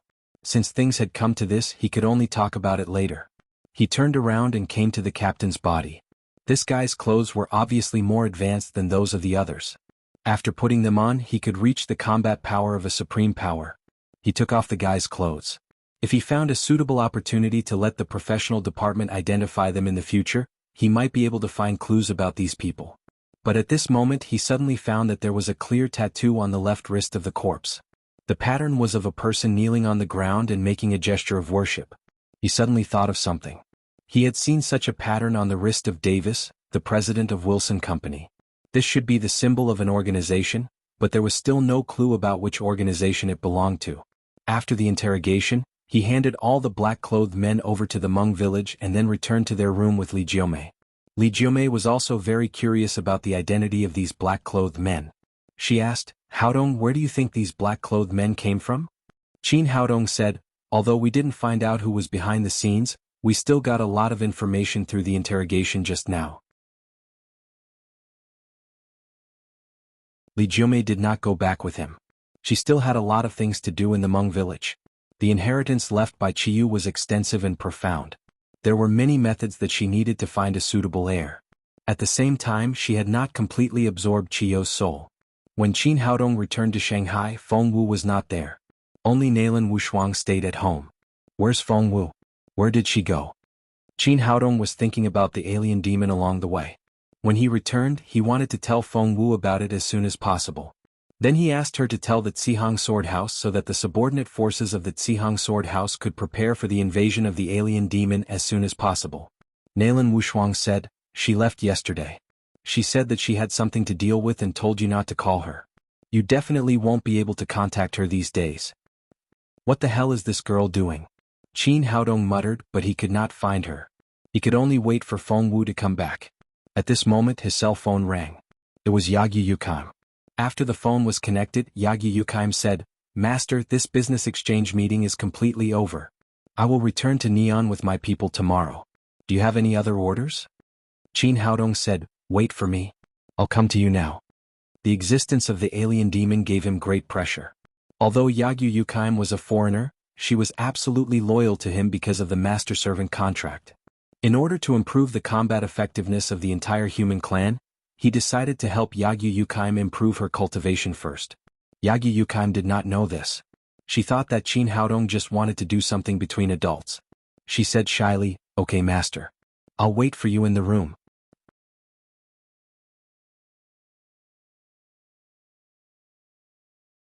Chapter 659. Yagyu Yukaim hung up the phone with a blush on her cheeks. In fact, the business exchange meeting had ended a few days ago. The reason why she did not leave immediately was that she was looking forward to the day when Qin Haodong would come. After waiting for a few days without any news, she took the initiative to call him today. She did not expect to get such good news immediately. Although she was extremely beautiful, she still sat in front of the mirror and carefully dressed up. After a while, the door opened and Qin Haodong came in from the outside. Master, you're here. Yagyu Yukaim was wearing a kimono and wooden clogs. She respectfully saluted Qin Haodong. Qin Haodong did not say anything. He closed the door, then picked up Yagyu Yukaim and walked to the big bed in the room. Yagyu Yukaim stretched out her hands and involuntarily hugged his neck. There seemed to be a fire burning in her body. Qin Haodong put her on the bed and reached out to tear off the kimono on his body. He found that it was empty inside. Her graceful figure could be seen at a glance. In an instant, the room was filled with spring. About 2 hours later, the clouds stopped and the rain stopped. Yagyu Yukaim's delicate cheeks were flushed with satisfaction and a happy smile. She ran her genuine qi. When she felt her strength, her expression changed and she exclaimed, Master, how did my cultivation improve so much? Am I already at the 9th level of the Supreme Power Realm? During the process of dual cultivation just now, she had been enjoying a rare pleasure and did not pay much attention to her own cultivation. Only then did she notice that the surging genuine qi in her body had reached the 9th level of the Supreme Power Realm in just a few hours. It was no wonder that she was so shocked. In the whole Neon, there were not many people who could reach the 9th level of the Supreme Power Realm. Even if there were, they were all great figures. Although dual cultivation was the best way to improve cultivation, the practitioner's cultivation had to be high enough. Half a month ago, Qin Haodong was only at the 3rd level of the Supreme Power Realm. She did not expect that he would reach the highest grade of the Supreme Power Realm so soon. Such a rapid growth rate was simply unheard of. How did he do it? That's right. You are indeed a level 9 Supreme Power Master now. After you go back this time, you have to do one thing. That is to improve the strength of your Yagyu family as soon as possible. It's not enough for you to have a high cultivation alone. You must improve the cultivation of other people as well. Qin Haodong said as he took out a small cloth bag filled with large and small jade bottles. These are the pills I prepared for your Yagyu family. Go back and choose suitable subordinates to help them improve quickly. Thank you, Master. Yagyu Yukaim was a very smart woman. She soon realized that something was wrong and asked, Master, is there anything that we need to do? Qin Haodong trusted her very much, so he directly told her about the alien demons. Finally he said, After you go back, you should hurry to improve the strength of the Yagyu family and pay more attention to the movements of the alien demons. If you discover anyone with that special tattoo, inform me immediately. Don't act rashly. Yes, master. Please rest assured that the Yagyu family will definitely follow your lead. Yagyu Yukime said as she helped Qin Haodong put on his clothes. Go back and get ready now. You must keep the matter of the alien demons a secret. Don't leak it. Also be more careful. If you encounter any special circumstances, contact me immediately. After that, Qin Haodong walked out of the room first. He left the hotel and drove to the Criminal Police Unit of the East City District. In the reception room of the Criminal Police Unit, a fat middle-aged man was sitting in the main seat. His two small eyes were staring at Nalan Wuxia opposite him, flashing with uncontrollable greed. Feeling the man's gaze, Nalan Wuxia's face flashed with disgust and she said, "Director Chu, welcome to our Criminal Police Unit. Do you have any instructions?" The fat middle-aged man was Chu Xiongfei, the Deputy Director of the Shanghai Public Security Bureau. He was also Nalan Wuxia's immediate superior. A fake smile appeared on Chu Xiongfei's face as he said, "No instructions. Captain Nalan, you're so young and you're already the captain of the Criminal Police Unit. You're young and promising." "Director Chu, you flatter me. I'm just doing my job. It's even more commendable that you're not arrogant or rash." Chu Xiongfei's hypocrisy and lascivious eyes made Nalan Wuxia feel extremely uncomfortable. She said, "Director Chu, if you have nothing to do, you can rest here. I still have some cases to deal with." Seeing that Nalan Wuxia was going to leave him here, Chu Xiongfei's expression changed, but he soon recovered his smile. After all, she was the woman he liked. "Wuxia, work is endless. Don't tire yourself out. And if you want to make progress, don't just think about how to work. You have to pay in other aspects." He looked at Nalan Wuxia with a sinister smile and said, "Do you understand what I'm saying?" "I don't understand. As a policeman, I just want to do my job well." Seeing that Nalan Wuxia didn't understand, Chu Xiongfei's face slowly became cold and he said, "Nalan Wuxia, I'll tell you frankly. I like you. As long as you can meet my requirements, I can help you go further. It's not difficult for you to even become the deputy director." "Director Chu, please behave yourself. I have a boyfriend." Nalan Wuxia's face also darkened in an instant. She didn't expect that Chu Xiongfei could say such shameless words so confidently. "Don't worry, listen to me slowly." Chu Xiongfei said, "I think you also know that I came from the capital. I came to Shanghai to gain some experience and get promoted when I go back. During this period, my wife and I have been living separately. As long as you can accompany me, I won't affect your relationship with your boyfriend, and I can help you go further and give you endless money to spend." Seeing that this guy was still going on, Nalan Wuxia said angrily, "Chu Xiongfei, I don't want to be a high-ranking official, nor do I lack money. You'd better put away your dirty thoughts." After being rejected one after another, Chu Xiongfei became completely popular. After so many years, there was no woman he couldn't get. He slapped the table and shouted arrogantly, "Nalan Wuxia, don't be so shameless. If you annoy me, even Dong Bicheng can't protect you. Don't forget that I'm from the Chu family in the capital. I know that you come from the Nalan family in Jiangnan, and your family is more or less powerful, but so what? Our Chu family is the top family in the capital and even the whole Huaxia. Your Nalan family can't compare with us." The more this guy spoke, the more arrogant and louder he became. With the Chu family behind him, he had enough confidence. Nalan Wuxia said angrily, "Chu Xiongfei, get out of here. No matter how strong the Chu family is, I don't care." "Get out?" Chu Xiongfei sneered and said, "Don't forget that I'm the deputy director of the Shanghai Public Security Bureau. The entire Shanghai Public Security Bureau is my territory. Once you annoy me, it's you who will get out, not me." Speaking of this, his expression eased a little. "Young man, why are you so stubborn? As long as you agree to my request, I can not only help you to have a meteoric rise in the Shanghai Public Security Bureau, but also help your Nalan family go further. Don't forget, I have the Chu family behind me." Nalan Wuxia was so angry that her eyes were full of fire. She clenched her fists and wanted to rush up and beat this guy up. But she knew that she couldn't do this. Chu Xiongfei was not only her immediate superior, but also the Chu family behind him. Maybe it would bring big trouble to the Nalan family. Chu Xiongfei's face was full of pride. It seemed that his threat was effective. The Chu family was powerful enough to make ordinary people look up to them. Is the Chu family that great? At this moment, the door of the reception room opened and Qin Haodong came in from outside. He patted the woman on the shoulder and said, "Leave it to me. Go back to the office and wait for me. Nalan Wuxia knew Qin Haodong's ability. She didn't say anything and turned to leave the reception room. Seeing that she was about to leave, Chu Xiongfei slapped the table and shouted, "If you dare to leave, you won't be the captain in the future." Before he could finish shouting, he heard a crisp slap. A big slap landed on his face, directly throwing him to the ground. Qin Haodong glanced at Chu Xiongfei and sneered, "Fat pig, you're ugly but you're dreaming." Chu Xiongfei got up from the ground in a hurry, pointed at Qin Haodong and said angrily, "Boy, who are you?" "Pa." Qin Haodong slapped Chu Xiongfei in the face again and said, "Didn't your mother tell you not to point at people casually? It's very rude." Just now, outside the door, he had heard the conversation between the two clearly. The guy in front of him was a member of the Chu family, and his mother was also from the Chu family. In terms of blood, they might be relatives. But he did not have a good impression of the Chu family. It was the Chu family who wanted to hurt him when he was still a baby. It was the Chu family who made his mother wander outside all these years. Chu Xiongfei got up from the ground again. At this time he regretted sending away all the people around him in order to talk to Nalan Wuxia. Now he was beaten like a dog, but he could not find anyone to help him. "Boy, let me tell you, I'm the Deputy Director of the Public Security Bureau of Shanghai. You can't afford to offend me.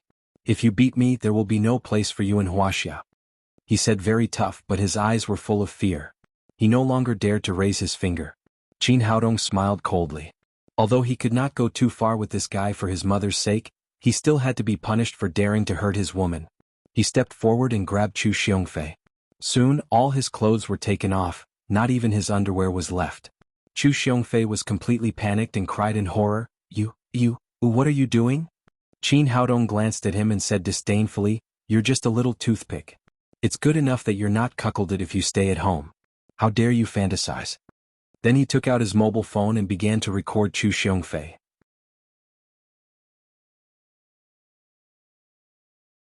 Chapter 660. Seeing that Qin Haodong was going to videotape his naked body, Chu Xiongfei was completely panicked. If this kind of video was spread, it would be terrible. "No, you can't do this." As he shouted, he wanted to raise his hands to protect his key parts and cover his face, but he was horrified to find that his two arms did not listen to him and he had completely lost the ability to move. "Bastard, what the hell did you do to me?" Chu Xiongfei roared angrily. "Don't shout, or others will misunderstand that I'm interested in you," Qin Haodong said as he put away his mobile phone and patted his swollen cheek. "Behave yourself in the future, or I will let everyone in the world see your little toothpick." After that, he picked up the clothes on the ground, walked out of the reception room and threw them all into the trash can. As for how Chu Xiongfei walked out of the reception room naked, it was not his concern. When he came to the captain's office, Nalan Wuxia was standing at the desk with a livid face. Qin Haodong held her in his arms and kissed her gently. "Well, don't be angry. I've punished that fat pig for you." Nalan Wuxia asked, "What did you do to him?" She was also afraid that Qin Haodong would go too far. After all, Chu Xiongfei was her immediate boss. Qin Haodong told her what had happened from beginning to end and said, "How about it? Did you vent your anger?" "That's really a bad move." Nalan Wuxia giggled for a while and then said, "I did vent my anger, but it's not good for Chu Xiongfei to be locked up here like this. Anyway, this is the crime squad." "Who cares? Anyway, it has nothing to do with you." Nalan Wuxia said in surprise, "I'm the captain here. How can it have nothing to do with me?" "Soon it won't be." Qin Haodong picked up the pen on the desk, pulled a piece of paper and wrote "I quit" on it in a flamboyant style. Turning around, he handed the pen in his hand to Nalan Wuxia and said, "This is your resignation letter. Sign it." "Resign? Why should I resign?" Nalan Wuxia glared at him and said, "If I resign, will you support me?" "Of course I'm the one supporting you. Do you expect me to support you?" Qin Haodong said, "I'm going to the capital in a few days. Are you going to be a policeman there? Come with me." "Are you telling the truth? Are you really willing to support me for the rest of my life?" Nalan Wuxia's voice trembled a little. Qin Haodong's attitude towards her had always been ambiguous, but today he said that he would support her, which made her feel happy too suddenly. Qin Haodong smiled and said, "Of course it's true. Don't you want to?" "I'm willing. Of course." She grabbed the pen in Qin Haodong's hand and signed her name on the resignation letter. Then she changed her uniform and walked out of the crime squad hand in hand. "Darling, where are we going?" Nalan Wuxia leaned on Qin Haodong's shoulder, her face full of happiness. "Today is our big day, of course we have to go to a good place." Qin Haodong opened the door and let Nalan Wuxia get in the car. Then he drove to the seaside. He had to do the most important thing with Nalan Wuxia today, so it was not appropriate for him to go home. So he called Ma Wenjua on the way and asked him to prepare a house for him. Ma Wenjua had prepared the most beautiful seascape villa for him through some connections. It faced the sea with beautiful scenery and was far away from the hustle and bustle of the city. It was indeed a good place to meet lovers. They walked into the villa. The decoration inside was very chic, luxurious, warm and romantic. In the living room, there was a heart-to-heart pattern made of red roses, and the big bed in the bedroom was covered with beautiful rose petals. On the terrace of the villa, there was a delicate table full of sumptuous Western-style dishes and a bottle of red wine next to it. Sitting here and enjoying the delicious meal, they could not only enjoy the moist and cool sea breeze, but also see the unique seascape. Qin Haodong secretly nodded in his heart. Although Ma Wenjua was single, he was good at being romantic. He did not know that Ma Wenjua had recently read a lot of strategies to flirt with girls on the internet in order to get rid of being single as soon as possible. The decoration of the room was something he had just learned, and he wanted to test it on Qin Haodong. "You haven't eaten yet, have you? Let's eat a little." Qin Haodong took Nalan Wuxia to sit at the table, picked up the wine bottle and poured a glass of wine for both of them. Nalan Wuxia obviously enjoyed the atmosphere, and her face was full of happiness. After taking a sip of red wine, she asked, "Haodong, where have you been these days? Why didn't you come to see me?" They chatted while eating. Qin Haodong told her about his recent experiences in Hong Kong and Meng Village. Of course, he automatically omitted some of the situations with other women. Although Nalan Wuxia was very clear about some things, it was one thing to know and another to say it out. After hearing the ancient secrets told by her roommate, Nalan Wuxia opened her mouth wide in surprise. "I didn't expect that there would be terrible alien demons here." Qin Haodong said, "This world is far from being as peaceful as it looks. It's full of danger at any time, so I want to help you improve your cultivation as soon as possible." As he spoke, he told her about the dual cultivation enlightenment. Nalan Wuxia's cheeks blushed. She did not expect Qin Haodong to have such a wonderful method. "You're a bad guy. How could you think of such a way to take advantage of a girl?" Qin Haodong said, "It's not taking advantage of me. It must be true love. If two people can't completely trust each other and open their hearts to each other, they can't complete the double cultivation enlightenment."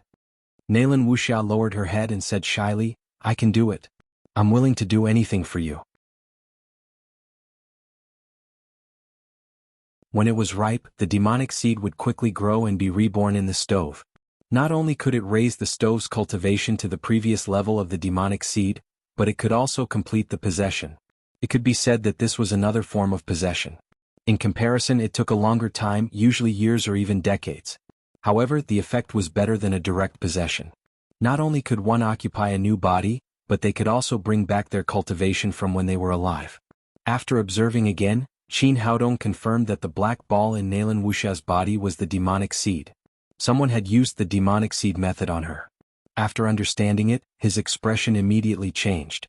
He took out the silver needles from his pocket and quickly pierced them into Nalan Wuxia's mud pill palace, the Baihui acupoint on the top of her head, the Fengqi acupoint on both sides and the temple. In the blink of an eye, 7 silver needles were pierced out. 7 needles soul fixation skill. Qin Haodong quickly locked on to Nalan Wuxia's divine treasure.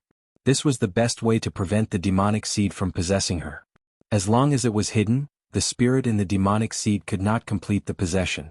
At this moment, Nalan Wuxia's momentum suddenly skyrocketed and became stronger and stronger.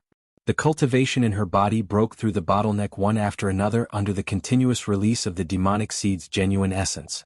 In the blink of an eye, she broke through to the first level of the Supreme Power Realm. Then she reached the second level of the Supreme Power Realm, the third level of the Supreme Power Realm, the fifth level of the Supreme Power Realm.